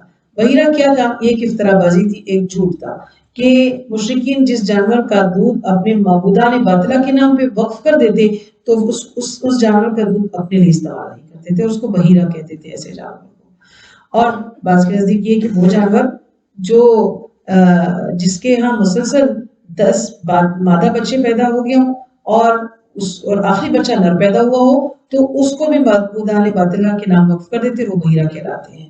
یعنی اب ساتھ اس چیز کا نوٹس رکھیں کہ کیسی حماقت والی باتیں تھی حلال حرام کے حوالے سے. اور اللہ نے صاحبہ بھی نہیں بنایا. صاحبہ اس جانور کو کہتے جو کسی منت کے پورا ہونے پر وہ بتوں کے نام پہ چھوڑ دیتے تھے، اب اس کا استعمال، کھانا پینا، اس کا دودھ حرام ان کے اوپر ہو جاتا تھا. اور وسیلہ بھی اللہ نے نہیں بنایا. وسیلہ جو ہے یہ بھی مشرکین کی اختراع تھی. یہ اس اونٹنی کو کہتے تھے کہ جو مسلسل جو ہے وہ مادہ بچے پیدا کرتی، درمیان میں کوئی نر بچہ پیدا ہو جاتا تو خوش قسمت سمجھ لیتے تو یہ وسیلہ کہتے اس کو. تو اس لیے انہوں نے کہا کہ یہ، اور اس کی وجہ یہ بیان کرتے تھے کہ اس کی نسل میں بچوں کی تعداد میں وہ مکس ہو گیا، نر اور مادہ مکس ہو گئے، لہٰذا مشرکین اس کا استعمال بھی درست نہیں سمجھتے تھے اور اس کو بھی بتوں کے نام پر وقف کر دیتے تھے. اللہ نے حام بھی نہیں بنایا. حام کے معنی بچانے والا ہوتا ہے. تو جس اونٹ، یہ تو اونٹنی کی بات ہے، جس اونٹ کے ہاں جو ہے وہ اتنے بچے پیدا ہو چکے ہوں کہ 10 کی تعداد ان کے یہاں مقرر تھی، تو اس کے بعد اس سے پھر کوئی بوجھ اٹھانے کا کام نہیں لیتے تھے، نہ کسی اور کا کام استعمال کرتے تھے، اس کو بھی اپنے بتوں کے نام پہ وقف کر دیتے تھے. تو یہ شیطان نے ان کے دل میں ایسی باتیں ڈالی ہوئی تھی. اللہ فرماتے ہیں کہ یہ سب یفترون علی اللہ کذب، اللہ پر جھوٹا اور افترا بازی تھی. اور ان میں سے اکثر لوگ جو ہیں وہ بے عقل تھے، بے وقوف اور حماقت تھے کہ خود ساختہ عقیدے اور رسمیں انہوں نے جاری کی تھی. وَإِذَا قِيلَ لَهُمْ، جب ان سے کہا جاتا تھا کہ آؤ، اس کی طرف جو نازل کیا اللہ نے، اور اللہ جو ہے وَإِلَى الرَّسُولِ، رسول کی طرف، تو وہ کہتے ہیں کہ حسبنا، ہمارے لیے کافی ہے کہ ماں وجدنا، جس پایا ہم نے اپنے باپ دادا کو. اگرچہ ان کے باپ دادا نہیں جانتے تھے کچھ بھی، اور نہ ہی وہ ہدایت کے راستے پر تھے. یعنی باپ دادا کی اندھی تقلید سے منع کیا گیا ہے کہ اگر ہمارے یہاں کچھ بھی ایسا چل رہا ہے، آج کے دور میں کسی کو یہ سمجھ آتا ہے کہ نہیں ہمارا دین تو اس کے خلاف ہے، تو اس سے پلٹ جانا چاہیے، کیونکہ باپ دادا کو یقیناً علم نہیں تھا تو اس روش پر رہے. اے لوگوں جو ایمان لائے، علیکم انفسکم، تم پر اپنی ذات کا ذمہ ہے، یعنی اپنے لیے اس کو لازم سمجھ لو، یعنی اپنی اصلاح کو. یعنی اگر تمہاری تبلیغ سے، تمہارے بتانے سے کسی دوسرے پر اثر نہیں ہو رہا تو پھر آپ کے لیے وہ اتنا بڑا ایشو نہیں ہے. اگر اپنے کہنے سے ہم خود نہیں بدل رہے ہیں تو یہ قابل توجہ بات ہے. تمہارے اوپر تمہارے اپنے نفس سے متعلق جو ہے وہ ذمہ ہے، یعنی تبلیغ کا اثر قبول کرنا ہے خود. لا یضرکم من ضل، گمراہ ہونے والا شخص جو تمہیں نقصان نہیں پہنچا سکے گا. اذا اہتدیتم، اگر تم ہدایت کرو، اپنے ایمان کی حفاظت کرتے رہو تو پھر تمہیں کوئی مجبور نہیں کر سکتا. اور ہمارے سامنے ایسے واقعات ہیں نا، صحابہ کرام کے تو سب سے پہلے ہیں کہ جنہیں تشدد کیا گیا لیکن انہوں نے ایمان کی روش نہیں چھوڑی، اپنے دین کی حفاظت کرنے کی کوشش جنہوں نے کی تو دوسرے جو ہے ان کا کچھ نہیں بگاڑ سکے. سب چیزیں اللہ کی طرف مرجع لوٹنے والی ہیں، وہ بتائے گا تم جو عمل کر رہے تھے. آیت 106، اے لوگوں جو ایمان لائے، شہادت بینکم اذا حضر احدکم الموت حین الوصیۃ اثنان ذوی عدل منکم او آخران من غیرکم ان انتم ضربتم فی الارض فاصابتکم مصیبۃ الموت. ان آیات کے مفہوم میں یہ ہے کہ شہادت کو قائم کرنا ہے. کس معاملے میں؟ کہ جب کوئی سفر کی حالت میں ہو تو موت آ جائے تو وصیت کے وقت 2 عادل گواہ بنا لیے جائیں، اور اس کے علاوہ 2 گواہ اور بھی. اور یہ حالت سفر میں بتایا گیا ہے کہ جب موت کی مصیبت آئے تو وہ کریں. اور پھر ان 2 گواہوں کو مقرر کر لیں تو اس کے بعد انہیں روک لیں نماز کے بعد، اور اس کے وقت جو ہے وہ اللہ کے وقت وہ قسم اٹھائیں کہ انہوں نے جو بیان دیا ہے، مرنے والے نے جو وصیت ان کو بتائی تھی، وہ اللہ کی قسم اٹھائیں کہ وہ درست کہہ رہے ہیں، اور وہ سچی گواہی دیں کہ مالی مفادات کو نہیں حاصل کرنا چاہتے اگرچہ وہ قریبی رشتہ دار ہی کیوں نہ. اور وہ یہ کہیں کہ ہم ولا نکتم شہادت اللہ، کہ ہم اللہ کی گواہی کو چھپائیں گے، ہم ایسا نہیں کریں گے. یعنی جتنی گواہی بھی دیں گے بالکل ٹھیک ٹھیک دیں گے سفر کی حالت میں جب ایسا ہوا. اور اگر ہم غلط گواہی دیں گے تو عاصمین گناہگاروں میں سے ہو جائیں گے. تو اگر ان کے اوپر شک ظاہر ہو جائے اور دوسرا یہ کہتا ہے کہ یہ جھوٹی گواہی دی ہے انہوں نے، تو لہٰذا وہ کیا کریں کہ وہ پھر اس کی جگہ اب دوسرے 2 لوگ کھڑے اور وہ کہیں کہ ہم یہ گواہی دیتے ہیں اللہ کے نام کی کہ انہوں نے جو کیا ہے یہ غلط کیا ہے، یہ فوت ہونے والے کی وصیت کے خلاف گئے، انہوں نے اس کے اوپر غلط بیانی کی ہے، ہمیں اس پر یقین ہے. تو بس وہ اللہ کے نام کی قسم اٹھائیں گے اور وہ یہ کہیں گے کہ ہم زیادتی نہیں کر رہے ہیں، ہم درست بات بتا رہے ہیں. پھر ان کی گواہی کا جو ہے وہ اعتبار جو کیا جائے گا. دراصل یہ آیات نازل ہوئی کہ اس زمانے میں ایک واقعہ ہوا ایسا کہ ایک شخص بیمار ہو گیا جس کا نام بدیل تھا. تو جب وہ سفر میں تھا تو اس نے اپنے غیر مسلم ساتھی جو تھے ان کے ہاتھ اپنے سامان دیے اور ایک لسٹ بنائی تھی، اس سامان کے اندر وہ فوت ہو گیا. تو اس کے ساتھی سامان لے کے واپس آ گئے. سامان میں ایک چاندی کی ایک قیمتی پیالہ بھی تھا اور وہ ایک مہنگا کیا پیالہ تھا، عمرہ اور بادشاہ لوگ استعمال کیا کرتے تھے اور اس کی خاصی قیمت تھی. تو وہ پیالہ جو ہے وہ اس میں موجود نہیں تھا، وہ ان لوگوں نے آپس میں لے لیا اور اس کو بیچ دیا ان دونوں شخصوں نے اور اس کی رقم تقسیم کر دی تھی. باقی مال انہوں نے وارثین کو دے دیا. تو اب جب انہوں نے وہ سامان کھولا تو بیچ میں فہرست بھی نکلی. اگر فہرست نہ ہوتی تو ان کو نہ پتہ چلتا کہ اس میں کیا ہے. تو انہوں نے کہا کہ نہیں، اس میں تو وہ اس سامان کے حساب سے اس میں وہ قیمتی پیالہ موجود نہیں ہے. تو ان سے پوچھا کہ انہوں نے قسم اٹھا لی کہ نہیں، ہم نے تو کچھ نہیں لیا اور ہمیں تو اس کے بارے میں معلوم نہیں، ہو سکتا ہے کہ وہ بیمار تھا، اس نے اپنی بیماری کے لیے بیچا ہوگا. تو جب انہوں نے اس طرح کی باتیں کی تو وہ جو ان کے وارثین تھے ان کو شک پڑا کہ یہ غلط کر رہے ہیں. تو انہوں نے قسم اٹھائی. تو انہوں نے کہا کہ غلط بیانی کی اگر ان کو یقین ہے کہ یہ غلط بیانی کر رہے ہیں تو قرآن نے یہ طریقہ بتایا، جبکہ یہ معاملہ پھر آپ صلی اللہ علیہ وسلم کی خدمت میں پیش کیا گیا تو زبان کو دوبارہ طلب کیا گیا. تو انہوں نے پھر گواہیاں ہوئی اور جو مطلب سارے دوبارہ سے قسم اٹھائی اور ان کے بیانات کو دیکھا گیا. پھر انہوں نے اقرار کیا کہ ہاں انہوں نے وہ پیالہ جو ہے وہ ایک سنار کے ہاتھ بیچ دیا تھا. تو یہ کہا ہے کہ اس کا اگر کسی کو یقین ہوتا ہے تو اس میں یہ طریقہ کار کیا جا سکتا ہے. آیت 109 میں اللہ فرماتی ہے کہ جس دن جمع کرے گا اللہ تعالیٰ رسولوں کو، اس دن کو تصور میں لاؤ اور وہ کہیں گے کہ ماذا اجبتم، تم کو کیا جواب دیا. یعنی اللہ ان سے پوچھیں گے کہ جب آپ اپنی قوم کو بتا رہے تھے تو آپ کی قوم نے آپ کو کیا جواب دیا. تو وہ کہیں گے کہ لا علم لنا، ہم کو کچھ علم نہیں، انک انت علام الغیوب، آپ ہی پوشیدہ باتوں کو جاننے والے ہیں. یعنی اب وہ آگے کیا کرتے رہے ہیں، انہوں نے کیا کیا، تو اللہ آپ زیادہ بہتر جانتے ہیں کہ انہوں نے کیا کیا. اور عیسیٰ علیہ السلام کو بلایا جائے گا، ان سے کہا جائے گا یا عیسیٰ ابن مریم، اے عیسیٰ ابن مریم، یہ بتائیں کہ آپ نے اپنی قوم کو پہنچائی تھی بات، تو آپ نے کیا کہا تھا اپنی قوم کو. اور فرمایا کہ عیسیٰ ابن مریم اس کو یاد کرو میری نعمتوں کو جو میں نے آپ کے اوپر کی اور آپ کی والدہ پر کی، اس انعامات کو یاد کرو، اور ہم نے آپ کی روح قدس کے ساتھ تائید کی تھی، اور آپ نے کلام کیا تھا لوگوں کے ساتھ فی المہدی و کہلا، گود میں اور پنگوڑے میں اور پکی عمر میں، وَإِذْ عَلَّمْتُكَ الْكِتَابَ وَالْحِکْمَةَ، ہم نے آپ کو کتاب اور دانائی کی باتیں سکھائی تھی، تورات اور انجیل کا علم دیا تھا۔ تو آپ کے اوپر تمہارے یہ سارے احسانات تھے، اس احسانات کو یاد کریں، یعنی اللہ تعالیٰ عیسیٰ علیہ السلام سے مخاطب ہوں گے، کیونکہ عیسیٰ علیہ السلام سے بھی جب پوچھا جائے گا وہ کہیں گے اللہ تعالیٰ جب تک میں رہا میں اسی حق کو ادا کرتا رہا، جب آپ نے مجھے اٹھا لیا تو بات کا معاملہ آپ ہی جانتے ہیں کہ میری قوم نے کیا کیا۔ وَإِذْ تَخْلُقُ مِنَ الطِّينِ، اور پھر معجزات کا ذکر آ رہا ہے جو ہم تیسرے پارے میں پڑھ چکے ہیں کہ آپ مٹی سے پرندہ بناتے، اس میں پھونک ڈالتے تو وہ اللہ کی اذن سے زندہ ہو جاتا اور اڑنے والا ہو جاتا۔ اسی طرح پیدائشی اندھا اور اسی طرح برس کی بیماری والے کو بھی درست کی حالت کو درست کر دیتے تھے باذن اللہ کے حکم سے۔ یہ تو آپ ان کے پاس آئے تھے بالبینات، واضح نشانیاں لے کر، تو فقال الذین، کہا ان لوگوں نے جنہوں نے کفر کیا تھا یہ کیا ہے؟ سحر مبین۔ وَإِذْ أَوْحَيْتُ إِلَى الْحَوَارِيِّينَ، اور جب آپ نے حواریوں کی طرف جب میں نے حواریوں کی طرف وحی کی، حواریوں کی طرف وحی کرنے کا مطلب کیا ہوا کہ اللہ کہتے ہیں کہ میں نے ان کے دل میں یہ بات ڈال دی کہ وہ آپ پر ایمان لے، ان آمنوا بی و برسولی، کہ مجھ پہ ایمان لاؤ اور میرے رسول پر ایمان لاؤ۔ جب بھی تو یہ تھوڑے سے لوگ تھے اور اتنے علم والے تو کوئی تھے نہیں سمجھ کے، پر انہوں نے جب عیسیٰ علیہ السلام نے کہا کہ کونوا انصار اللہ، انہوں نے کہا کہ نحن انصار اللہ، یعنی ہم ایمان لاتے ہیں اللہ پر اور ہم گواہی دیتے ہیں کہ ہم مسلمان ہیں۔ اس قال الحواریون، جب حواریوں نے کہا کہ اے عیسیٰ ابن مریم، هل يستطيع ربك، کیا استطاعت رکھتا ہے تیرا رب کس چیز کا کہ وہ نازل کر دے علینا ہم پر مائدۃ، ایک خوان یعنی چنا ہوا دسترخوان، من السماء آسمان سے، تو قالوا اتقوا اللہ، تو کہا کہ ڈرو اللہ سے، یعنی آپ کی کس طرح کی ڈیمانڈ کریں؟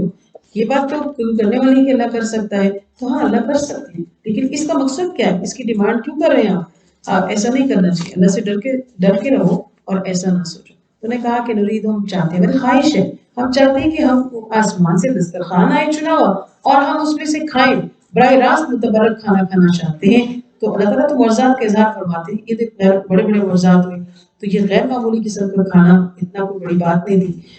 وَتَطْمَئِنَّ قُلُوبُنَا، اور ہمارے دلوں کا اطمینان ہو جائے اور ہم جان لیں کہ ایسا متبرک کھانا ہم نے کھایا ہے اور آپ ہم سے سچ فرماتے ہیں کہ اللہ تعالیٰ ہر ایک چیز کو پورا کرنے والا ہے۔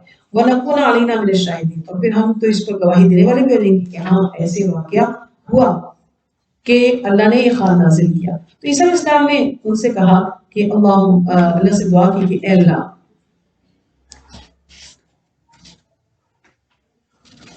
انزل علینا مائدۃ من السماء، کہ نازل فرما دے ان کے اوپر ایک دسترخوان، کہ بن جائے یہ ان کی جس طرح یہ کہہ رہے ہیں کہ وہ دن ہو جائے ہمارے لیے عید خوشی کا، ہمارے پہلوں کے لیے بھی وآخرین، اور ہمارے دوسروں کے لیے بھی خوشی کا دن ہو جائے، اور آیت من کا، اور یہ آپ کی جانب سے نشانی بھی ہوگی، ورزقنا، اور رزق دے ہم کو، وانت خیر الرازقین، اور آپ بہتر رزق دینے والے ہیں، انی منزلھا، بے شک میں اس کو نازل کر دوں گا، اور اللہ نے فرمایا کہ ہاں یہ تو کوئی مسئلہ نہیں ہے، ہم اس کو نازل کر دیں گے، لیکن یہ بات ذہن میں رکھیے کہ جس کسی نے انکار کیا اس کے بعد ناشکر گزاری کی میری، تو پس میں اس کو عذب عذاب دوں گا، ایسا عذاب لا اعذب احدا من العالمین، کہ جہان میں کسی کے اوپر ایسی سزا نہیں ہوئی، ایسا عذاب نہیں آیا ہوگا۔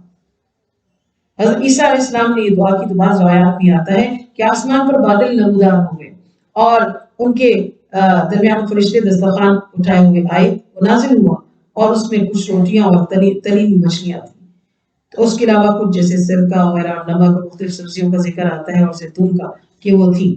تو عیسیٰ علیہ السلام نے اللہ کا نام لے کر وہ دسترخوان کھولا اور لوگوں کو کھانے کی اجازت دی، اور اس کی لذت کی انتہا تو ظاہر وہی جانتے ہوں گے کیونکہ یہ آسمان سے نازل ہوا تھا۔ اور کہا جاتا ہے کہ یہ دسترخوان ایک دن کے وقفے سے 40 دن تک نازل ہوتا رہا، لیکن بعض مفسرین یہ کہتے ہیں کہ مائدہ صبح کے وقت نازل ہوتا اور دن کے وقت خود بخود اٹھ جاتا، اور بعض کے نزدیک یہ نازل نہیں ہوا تھا کہ حضرت عیسیٰ علیہ السلام نے منع کیا تھا، تو لہٰذا یہ بعض آگے تھے اتنی بڑی وعید سے۔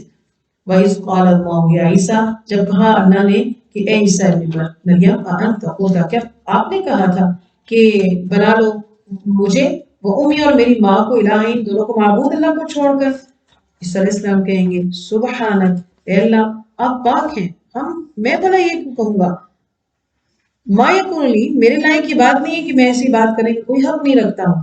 ان کنت قلتہ، اور اگر میں نے ایسا کچھ کہا ہوتا، فقد علمتہ، تو اللہ آپ تو اس کو جانتے نا، میں نے ایسی بات کی ہوتی. کیوں کہ تعلم ما فی نفسی، آپ جانتے ہیں کہ جو میرے دل میں ہے، ولا اعلم ما فی نفسک، میں تو نہیں جان سکتا کہ آپ کے اندر کیا ہے، آپ کے دل میں کیا ہے. دل سے مطلب یہ کہ علم آپ کو ہو سکتا ہے ہر چیز کا، مجھے تو نہیں ہو سکتا ہے کسی چیز کا. آپ تو علام الغیوب ہیں. اللہ یہ نہیں کہنے کا مقصد کیا تھا، میں نے ایسے نہیں کچھ بھی کہا. ما قلت لهم الا ما امرتنی به، وہ کہیں گے کہ میں نے تو صرف وہ کہا جس کا مجھے حکم دیا گیا، اور اللہ نے کیا حکم دیا تھا، ان اعبدوا اللہ ربی وربکم، تو میں نے تو یہی بتایا تھا. اور اللہ میں جب شہیدن جب تک موجود رہا، دل تو رہا میں ان کے درمیان، تو میں نے ایسے ہی کہا. فلما توفیتنی، جب آپ نے مجھ کو اٹھا لیا، تو انت الرقیب، آپ ان کے اوپر نگران ہیں، آپ ہر چیز پر شہید ہیں. پھر آپ جانتے ہیں کہ انہوں نے ایسا کیا.